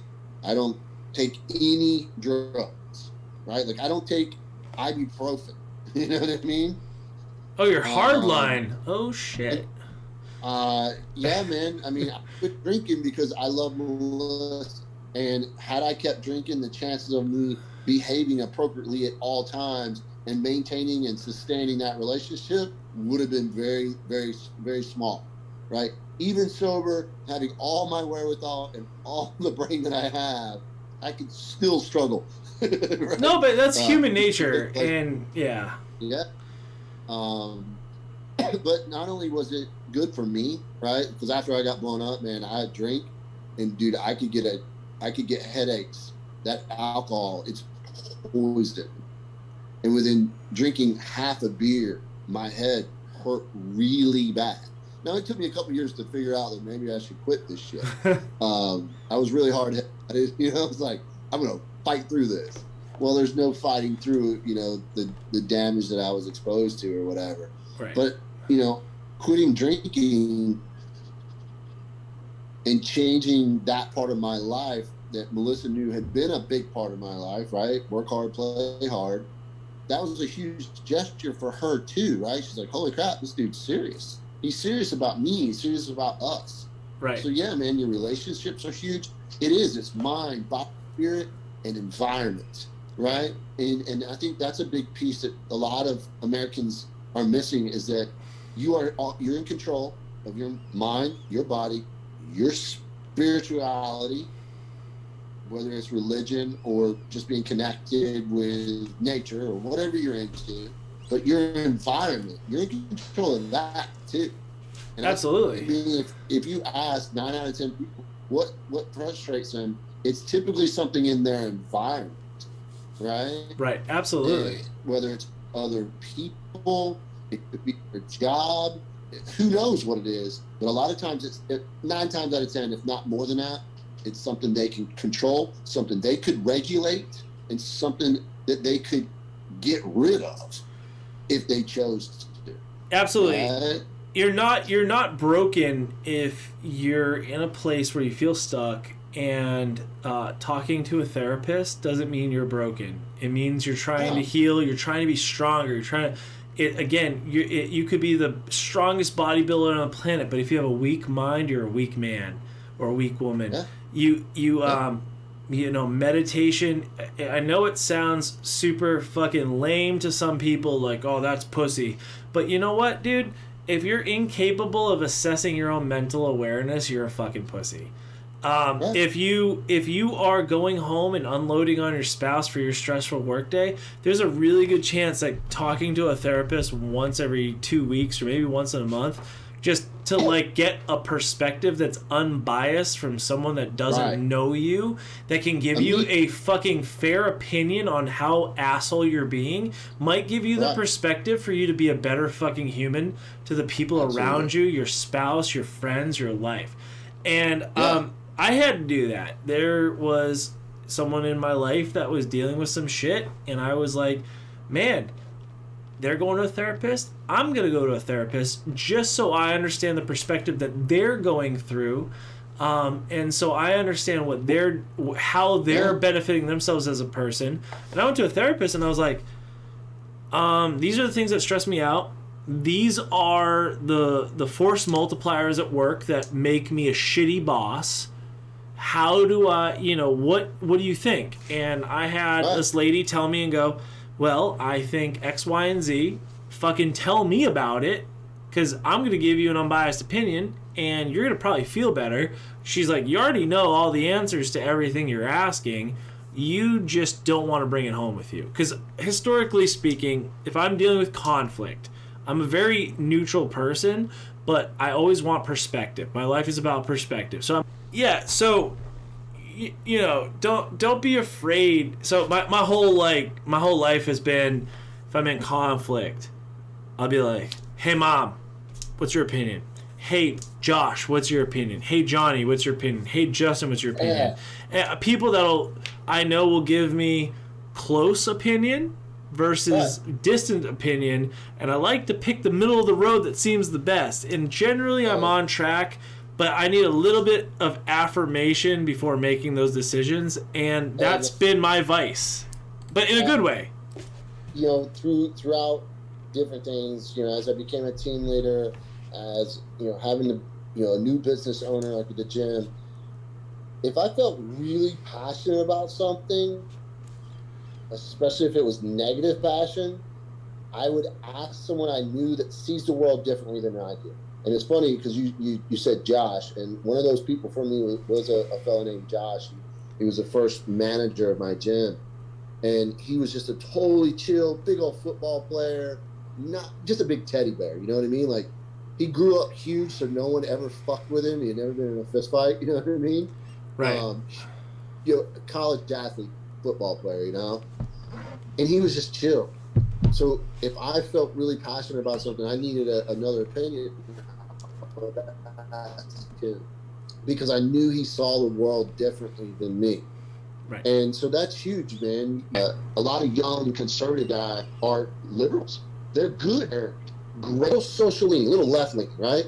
He he doesn't like Biden or Trump, man. You know what I mean?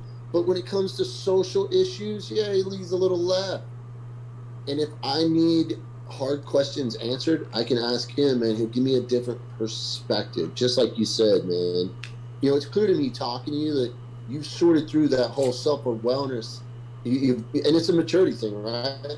Like 10, 12 years ago, I did not have this self-awareness, self-regulatory capacity or capability, right? It does come with maturing, through experience, through knowledge, through perspectives gained, right? Absolutely. And that's why when a 25-year-old, you said they don't understand what you're saying. Well, guess what? When we were 25, we wouldn't have been able to comprehend what we're talking about right now either. Right? I would agree. Yeah, I think there's definitely levels to maturity. I do know, like, I have a 23-year-old fucking E4 Marine mechanic on my staff, and the dude has the emotional level of a 30-year-old. Kid's a fucking stud. He is, obviously, he shows his age from time to time. He's a fucking Marine. Yeah. but the dude is on a different level than other people, and that is a very rare trait that you will find in a lot of people. I was 25-year-old, young, had already invaded, liberated 2 countries. I had handled millions of dollars in operations funds, cash, money. But even at 25 years old, I was still lacking the experiences, perceptions, perspectives, and knowledge that I have now, right? Like, it's just, you cannot discount, all those things, I guess, could be equated as wisdom, right? And it's hard because when you're 25-year-old, you think you know everything. When you're 45-year-olds, you know you don't know much. It's a whole different level of awareness, right? Yes. And a difficult thing to articulate to a 25-year-old. I always joke that, like, at 25 years old, I was a stud, man, a PT stud. I loved to fight, was into MMA and all the hand-to-hand training, freaking. But my 45-year-old self would stomp the shit out of my 25-year-old self. Yeah. I'm a very different human being at 45 years old than I was at 25. And even at 35, we get better with age, man. It's some people do. I think a lot of people that are at least conscious of their well-being, their health, their education, their mental awareness. I honestly think my wife looks better than she's ever has. I have literally been in the same weight threshold since I was 22 years old.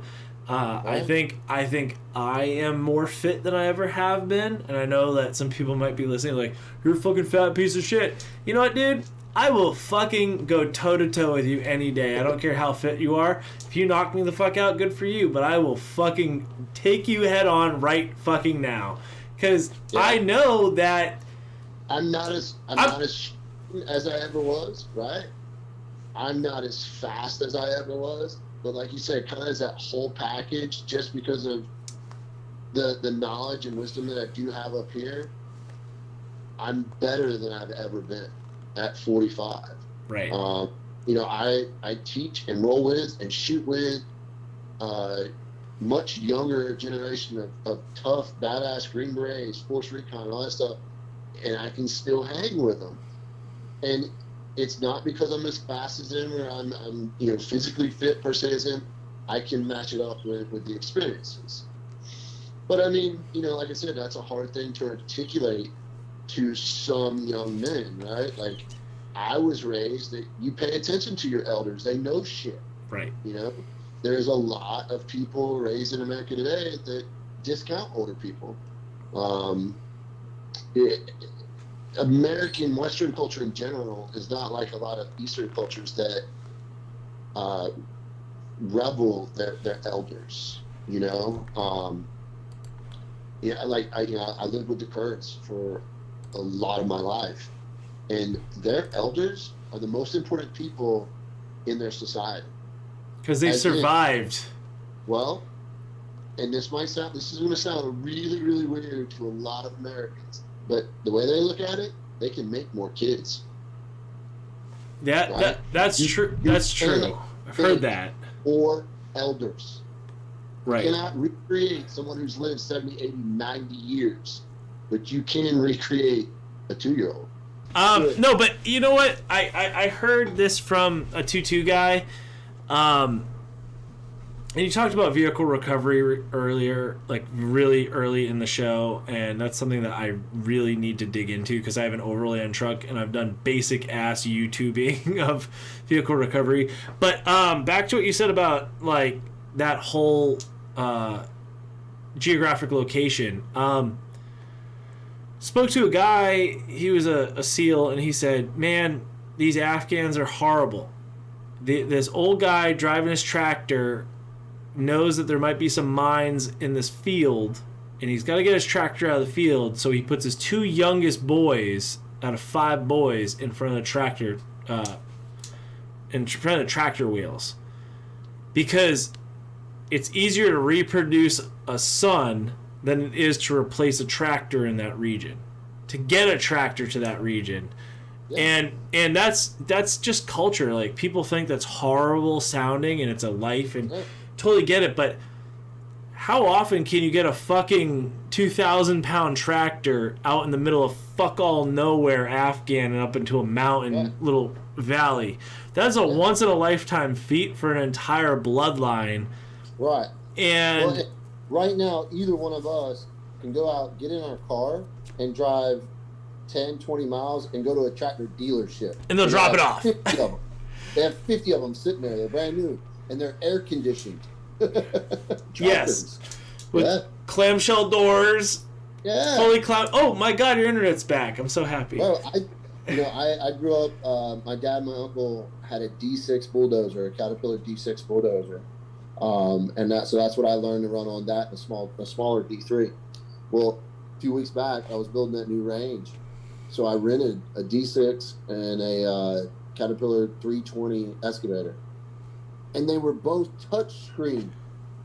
Oh. Like a joystick and Nope. touchscreen controls. Gross. Air conditioning. I was blown away. I was like, oh, wow. Too much. No wonder these things cost freaking $250,000. That's too much, though. That's like the second they break, it's all electronics. Back to what you said about, the dude that, like, you can reproduce kids, but you can't reproduce that. It's just a different perspective. And I learned that from the hunting community, dude.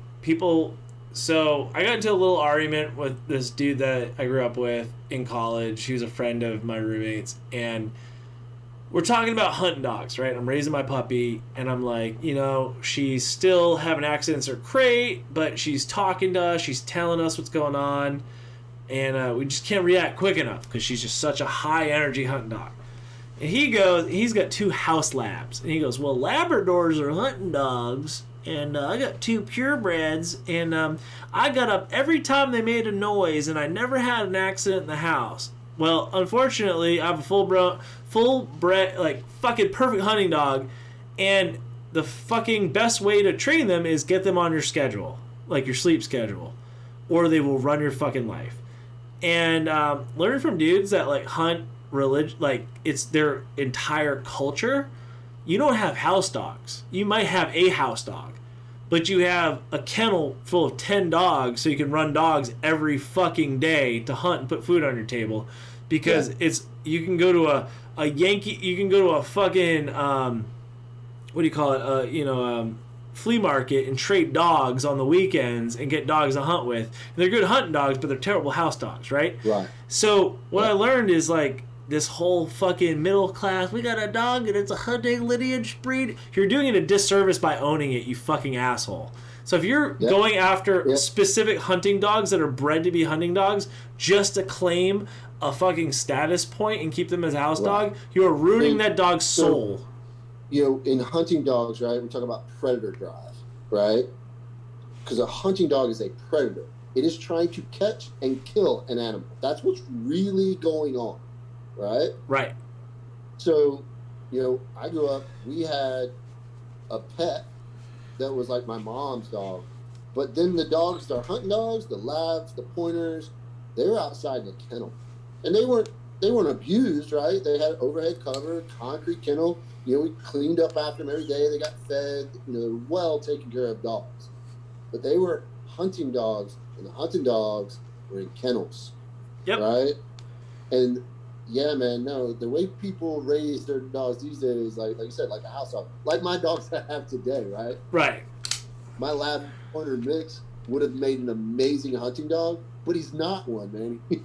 He's a house dog, right? He's my pet. My Ridgeback, right? Ridgebacks were bred to chase big game in Africa. No, dude, that dog don't chase shit but his next tree. Right. But the reality is, real hunting dog, they're working dogs. They're not pets. Can they be dual role? Yeah, but it takes one hell of a master to have a pet that can also hunt. That's a whole next level handler master. Right? It comes out of generational too. Did their parents hunt? That shit is passed down biologically. Yeah. I think you might have jumped back onto lobby internet. Shit. But back to what you were saying is, people don't understand that when you come from a hunting family and a hunting dog, if your hunting dog gets injured and it costs more than the dog is worth in meat and hunting, a lot of fucking hunting dog people won't pay the vet bill to resuscitate or repair the animal because the animal is a fucking tool. And people don't understand that. Like, my dog, my new pup, she eats bugs all day. She kills wasps all day. And I don't tell her no because she's fucking stomping out a wasp and eating it. Fuck it. Do it. Because I don't want to remove that prey drive. But if that dog cost me $12,000 to repair, it is cheaper for me to get a new puppy and start over and get a new dog for a new hunting season because that dog I bought specifically to be a hunting dog. And if if the price of the hunting dog does not outweigh what you kill and put on your table, you are at a loss. And it took a long time for me to understand that when hunters are like, no, couldn't afford the vet bill, took the dog out and shot it. And you're just like, how could you do that to your dog? I can't afford to feed it because it's not feeding me. And you're like, damn. Yeah, that is how I was raised. And that's not how I have my dogs now. But that is very much how I was raised, especially with like deer dogs, deer and rabbit dogs, walkers and beagles. Where I grew up, they're not always that well taken care of. And like you said, it comes down to cost. If you've got 10 walker hounds and it costs $1,000 a year to give them heartworm pills and stuff like that, they don't get them, I think that's changing a little bit, because culture does spill over. People are taking better care of their hunting dogs and stuff, but it is the way it is, man. But yeah, I don't know, dude. I get the perspective now, though. Especially when you see how someone lives and you see how much money they're putting down and how much food they're actually putting on the table through paid groceries, and you're like, fuck, man, it doesn't make sense. Right? Like, you and I both can afford not to hunt, right? You and I both, we hunt because we enjoy it. It's part of what we're into, right? Like, it's no shit part of my soul, right? It's part of my gene hunt. It's the only explanation I have for it because that's how bad I want to do it. This time of year, there's no hunting season right now. It drives me nuts. There is. You can kill pigs, axis deer in Texas. Yeah. That's why I was hunting Aoudad in New Mexico and Oryx because it's exotics. Yeah, and I was supposed to do Oryx in New Mexico in May, but I had to push it to August. So fuck you. Thanks, dude. Oryx meat. You're in for a treat, bro. Holy shit. Can't wait. Holy, amazing. August 7th. Can't wait. That is all I'm going to say about it, because I don't want to bias you one way or another. Holy shit. But my point to that was, right, we can hunt, but we could also afford not to hunt. There are still places in America today that is how people put food on their tables. Yep. They absolutely can't afford not to hunt, right? Like, they're feeding their children with deer and rabbit and squirrel and hog, And people don't realize that, man, that there are poor people in the country. Like, everybody thinks poor people in America is an inner city thing. No, dude, there's a lot of poor people in the middle of nowhere, rural America, that still feed themselves by the chicken eggs and chickens that they grow, you know, and their gardens and the hunting. And they hunt year round. They trap because hunting's not always successful, you know. A lot of people just don't realize that, you know, there's still that type of hunter in America today, and there are a lot of them. So hunting's not going away anytime soon, man. And like I said, we can segue to something else, man. But, you know, for guys that have never been hunting, find someone somewhere and go try it. If it's not for you, no harm, no foul. But I would say, man, it's got to be like 7 out of 10 dudes. They go hunting and they fall in love with it. Absolutely. It's part of our genetics, you know? And I fucking hate hiking, dude. Like, I was talking on another podcast. I hate hiking. There's no purpose to hiking. Like, oh, I'm fucking spent. Cool, I'm at the top of a mountain. This is fucking lame. Cool. I have to go back down now. Yay. Right. And, dude, I've gone down from the church on foot leading a horse that wants to kill me. So, yeah, like you said earlier, going downhill for an extended period of time on soft earth is horrible. Done it. It's fucking awful. Just said that, man, because I told you me and Melissa are going back to the Bob Marshall, and she wants to do the whole trip, and I was like, whoa, can't we just do it a little shorter? Like, do we really got to do that many miles? And that, you know what she said? She's like, you have no problem doing 60 and 70 miles in the backcountry if you're hunting. And I was like, yes, ma'am.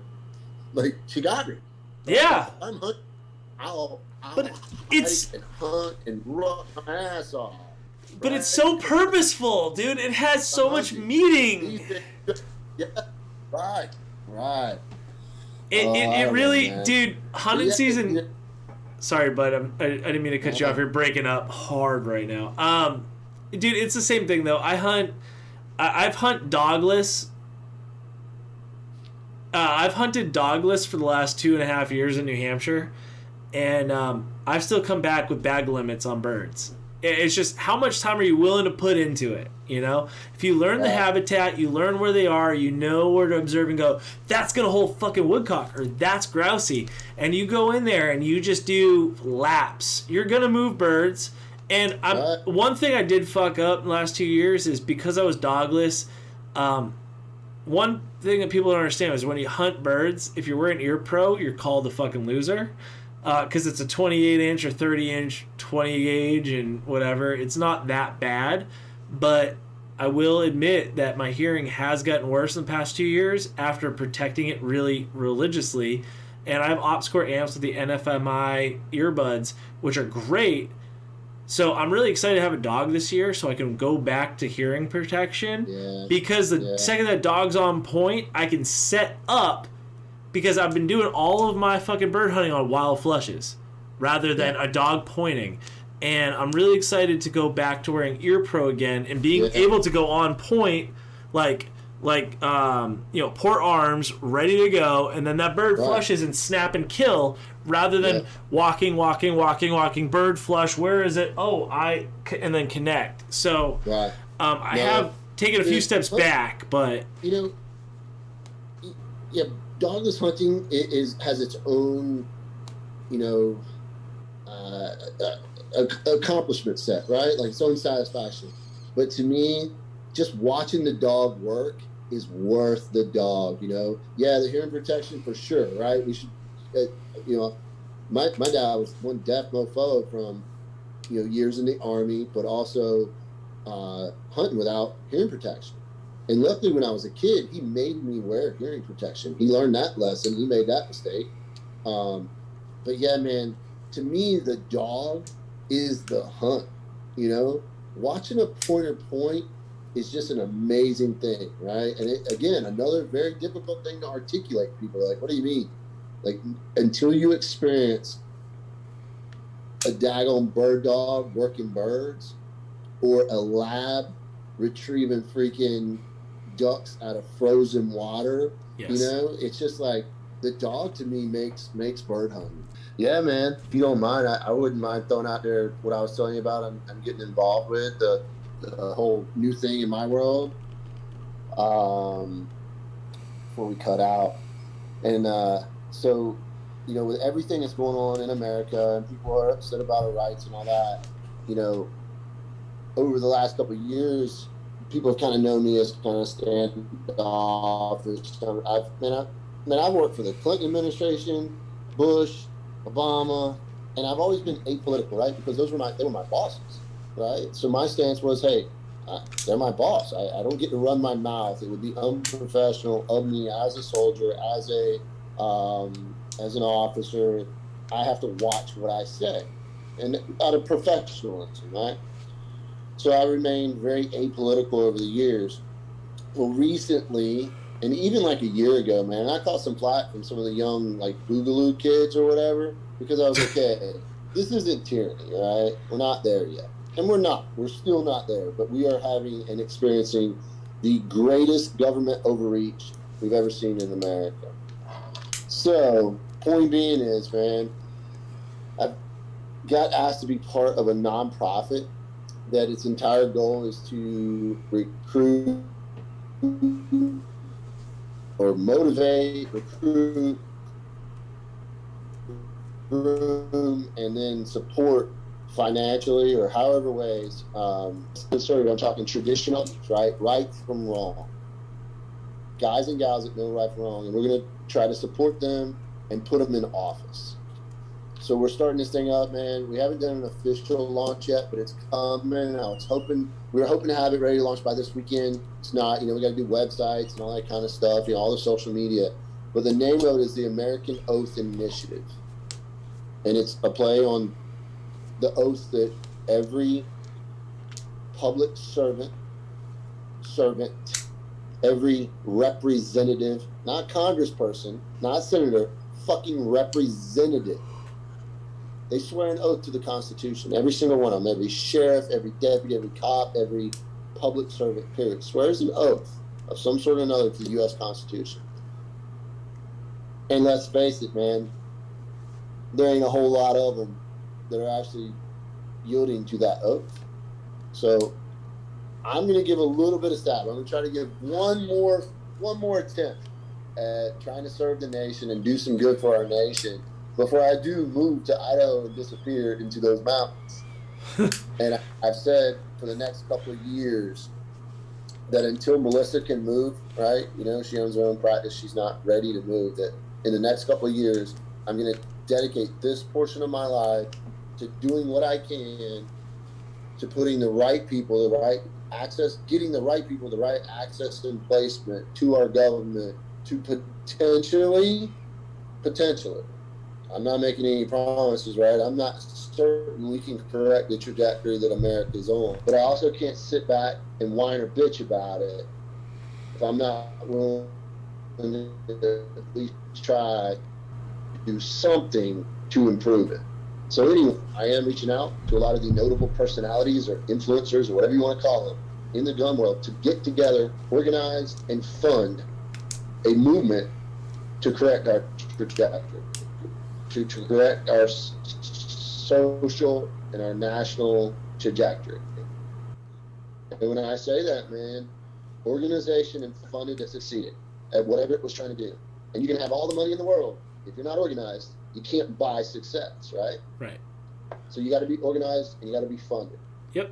And that's what I'm going to try to do. And I don't know, man, freaking, I'm a realist, right? I'm not certain how successful I can be in this or how we all can be in this, but I'm going to give it a whirl. And I'm going to be hitting you up and everybody else on the social media space. I'm going to be trying to get people, it's going to come down to like donations and shit, $5 a month, $10 a month, shit like that. Because the reality is the liberals, the leftists, and the socialists in this country are well organized and super well funded. Right. And the only way we're going to counter the trajectory they put us on is to be better at those two things than they are. Yep. So I'm going to give it a whirl, man. That's what's new in my life.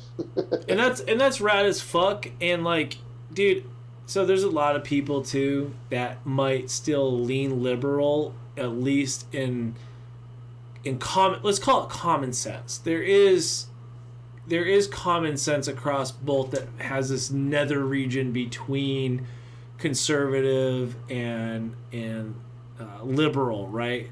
There's a lot of dudes that follow me that identify as liberal that are super pro 2A and stuff like that. So, listening to Tony, don't be afraid just talking about being conservative. It's just a mindset. Are you a commonsensical, fucking reasonable human that can see many sides of it? So, like, I personally have some liberal views. I have some conservative views. Honestly, if you were to measure my fucking political, identity, it would be anarchist bordering fucking libertarianism. Like, I just don't like the government. Sorry. But like on a clinical level, people would be like, you're an anarchist. I'd be like, no, I just don't like being told what to do as long as I'm not hurting anyone else. So shut the fuck up and fuck off. What we're looking for, what I'm going to be looking for, what me and the crew, and what I think most all of us are looking for, are candidates that A, can get elected, but B, are for term limits, are for lobbying reform, are for campaign finance reform, and retirement age, right? At least those things. And again, right and wrong. Just simple as that. Small government, you got to pull back, man. Like, I just saw Madison Cawthorn right before we got on. He was talking about disbanding and abolishing the Federal Department of Education because it's a failure. Right. Okay, let's take it to the next level. Let's get rid of the IRS. Yes. Let's get rid of the ATF. Let's get rid of the DEA. Right? We don't need all these federal agencies. Right? Let's pull back. Local policing. Back, right? What is the government? Right. Community. What was it supposed to do? It's supposed to manage infrastructure and provide the defense of our nation. Right. And right now, it's got its little fucking fingers jammed up every crevice it can. It's too big. It's wrong. And you got all these freaking Republican and Democrat. They call themselves congresspeople and senators. They're supposed to be our representatives. And you don't hear any of them talking about term limits and talking about, backing off taxes or how about let's just get rid of the income tax, right?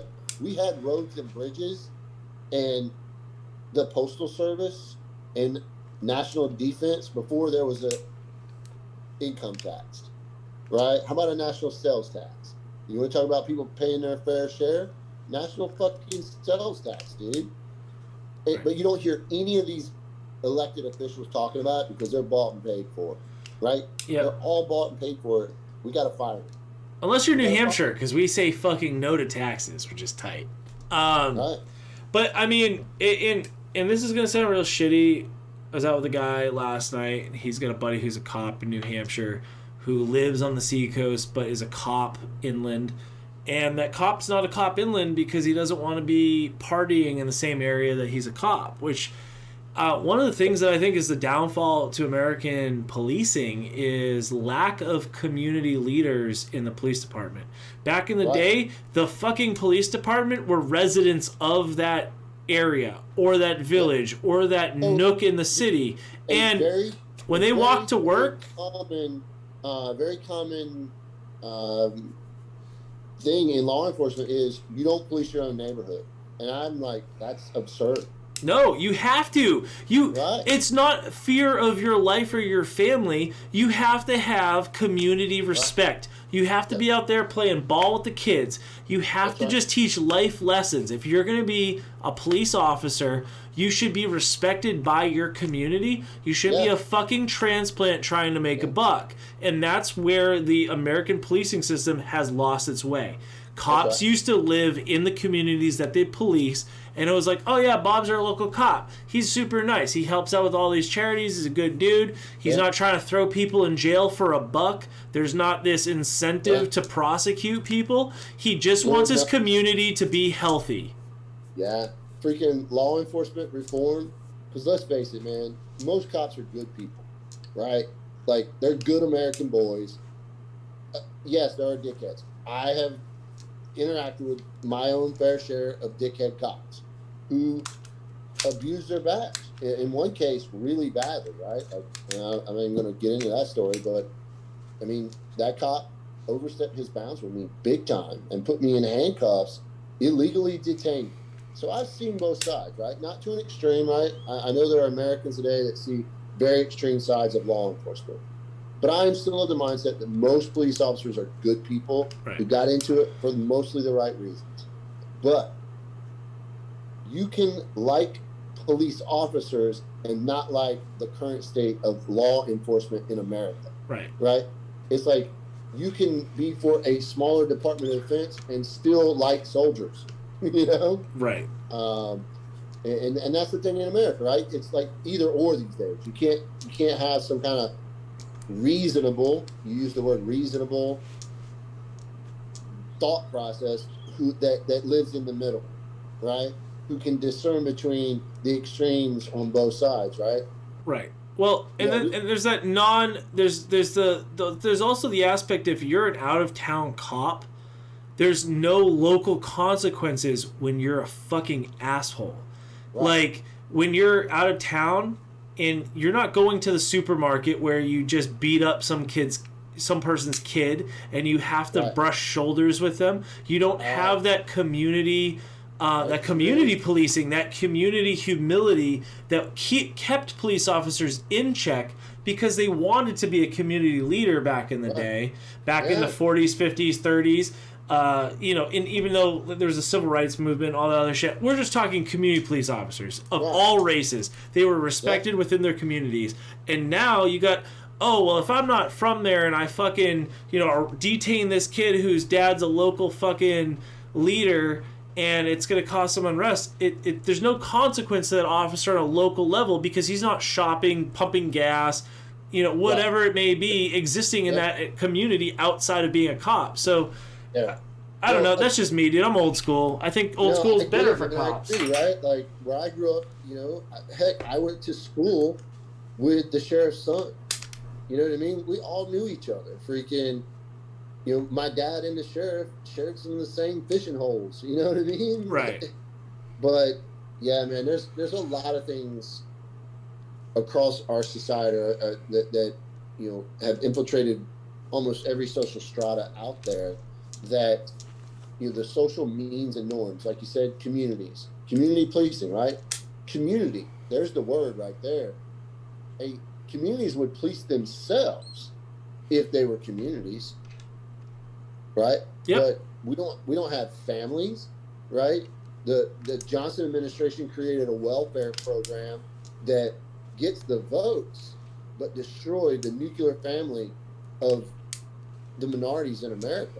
And a lot of poor white people too, right?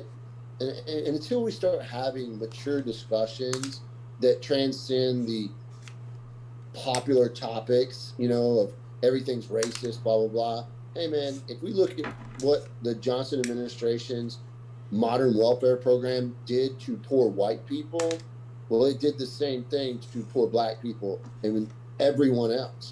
And it's a horrible system. So why don't we fix it?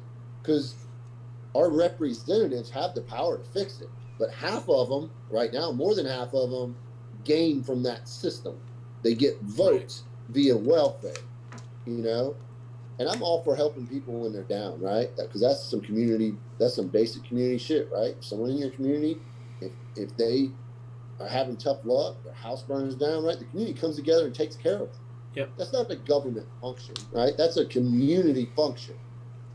So if we don't get back to talking about traditional values, the family, and the community, we're going to continue on this trajectory.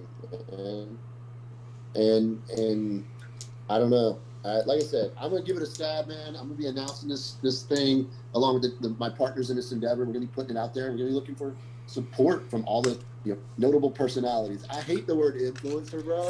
So I always call them notable personalities. Let's call them community leaders, the people that you actually respect that are trying to do the right thing. Yeah. Let's call it community leaders, because that's honestly, like you said, we have to go back to community. I'm so fucking lucky. I'm not a religious person, but I am #blessed. The neighborhood I moved into, everyone on my side of the street has a shooting range. Everyone here, there's a fucking Facebook group for the entire neighborhood. Like 170 people are in it. Our families are in it. A 400-pound bear is breaking into people's shit. They put it up in the in the group. Hey, keep on a lookout. There's a fucking rabid fox right now fucking people's dogs up. People are on the lookout for a fucking fox that might be rabid. Like, it's the first time I lived in the city for the past 10 years, and I'm used to hearing people get shot. Like, a dude got shot in front of my house. I slept through it because I was so used to playing, is that fireworks or gunshots, right? And then I live out here, and shooting, it sounds more like where I grew up. I grew up on Cape near a shooting range. I was like, oh, people are shooting for fun, not to kill people. Yay. Wow. And, you know, it's great. You know, there's such a community aspect where I live right now, and it's such a beautiful and fruitful thing. Like, you know, I just got HVAC hooked up in my house. I had some really nice ACs I bought a few years ago that I kept really clean, really well maintained, that were $500 a piece. And I was like, hey, anyone want them? And there was families that came up like, oh my God, we wanted this, but we couldn't afford this. Or this really helped out, or this helped our grandparents out that needed something. Yeah. And people are so fucking stoked to just help out or offer a recommendation. And that's something that I've missed for so long from where I grew up. And it's nice to get back to that. Man, that's how I grew up. And then, you know, I moved out of Wilmington. It was destroying my soul to live in that town. It's not even a big city. The stoplights, the traffic, the people's shitty attitudes. Then I move out to Harrells, North Carolina, population 140 people. I don't even live in town, right? And everyone, within the first 3 months of moving in out there, people brought us, you know, housewarming gifts, introduced themselves. Like, Same. I know everyone now, right? I know the local sheriffs. I know my neighbors. And yeah, man, if I need help, I pick up the phone. Hell, most of them, you don't have to pick up the phone. They'll just happen to drive by and see that you need help. They'll stop and help you. Dude, absolutely. I've never in my entire life been able to phone a fucking neighbor and be like, hey man, the family that owned this house prior to me fucked some shit up. You did the plumbing on the house and you live in the neighborhood. Could you help me out? I have my buddy Mike at the top of the street, motivated him to get his FFL because he's always wanted it, helped him through the process. He's got it now. He's a plumber. He's a super fucking good dude. And if I'm like, hey man, wife dropped wedding ring down the fucking sink. Do you got a pair of little grabbers? Yep, come on by, grab it. Hey, while you're here, wife has an extra dozen eggs. Here you go. You know, my next door neighbor works for Comcast. Like, hey Vinny, I'm having issues. Comes in, he's like, oh, you're missing this power supply for this amplifier. Dude, this is what you need to get. And it's like, oh, damn, dude. Like, that's my first house I've ever owned. And people, first big snowstorm. We were in the house for 4 days, and we lost power for 4 days. And you know what? People came over to help. Craving that, right? I think people are craving that community. And the reason I know that is, right, like, people, instead of Googling, DM me and ask me questions that they could easily Google. Same here. Right? It took me a little bit of while to develop patience for that, right? Because people want to interact with someone they consider a mentor or someone they consider to have valuable information. Just like your boy Vinny and your neighbor up, you know? Yeah, man. I would much rather, if I have a question about a piece of equipment, to run up the road and talk to my neighbor Gavin or his dad Chris, right? Farmers. They know everything about the country, right? Just like my uncle, a farmer. I would much rather ask them face to face because they're real people than I would Google. And I see that in my interactions with young men on social media. The reason why they want to ask me, I'm sure you get it too, right? Young dudes want to ask you questions because they're desiring, they're craving real interaction with people they consider to be men, you know? Yeah, so they want that engagement. They don't have that engagement in their life, and you're right, they are craving. And I appreciate answering those questions and helping people out. it's why I answer my questions. Some of my younger friends are like, how many DMs do you answer in a day? And I'm like, hundreds. It could be easily, 100 to 200 some days, man. If I wait a couple days, it could be more than that. And they're like, dude, so many of your questions are just fucking stupid. Why do you even bother with these dumb-dumbs or whatever? And I'm like, you know what?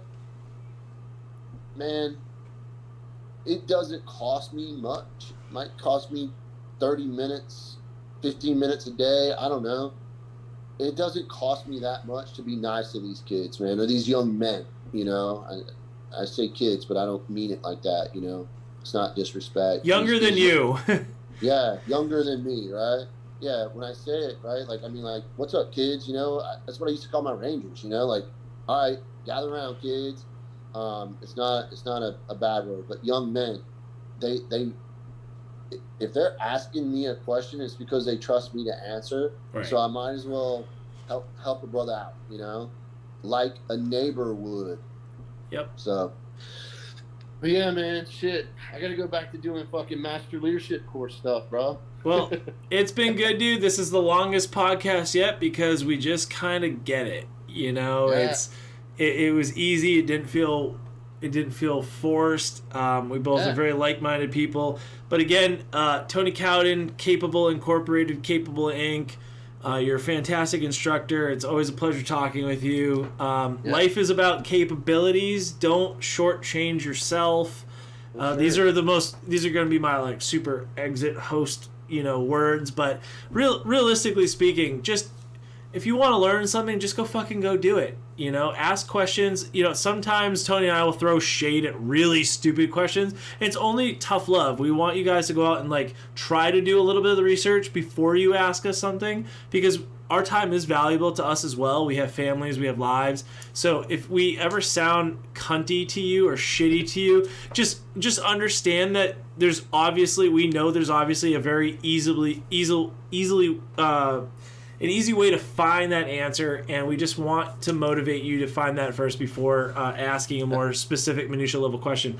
But Tony, again, dude, you're a fucking awesome dude. It's always nice. I think this was exactly what we're looking for a podcast, dude. We didn't talk about tactics. We didn't talk about training. We talked about common sense life from our perspectives. This dude stuff, man. Yeah, thank you, man. I really appreciate it. You know, if you ever want to do it again, freaking let's. Hell, I may very well be back up in your neighborhood. Shit, maybe we can do one face to face, man. This is the studio, dude. We have got chairs ready. We can do it in person. You can stay at my house. I got a guest room. And we can go hunting too. If you get out here in the fall, we can literally leave my house in a side-by-side and kill birds with my dog. So let's do it. Let's fucking do it. If you ever want to do something big, Jorge's been like, you guys got to go on a big game out west hunt together because it'd be cool. So if there's anything in your scope, let me know. But dude, fucking awesome. This was easy. Like, this was not difficult at all. This was easy. So thank you so much. This was episode 13 of Unholstered Podcast. Tony fucking Cowden. Nice. Thank you again. I'll talk to you soon, brother. All right, dude. Cheers. Have a good night. You too, man. Bye-bye.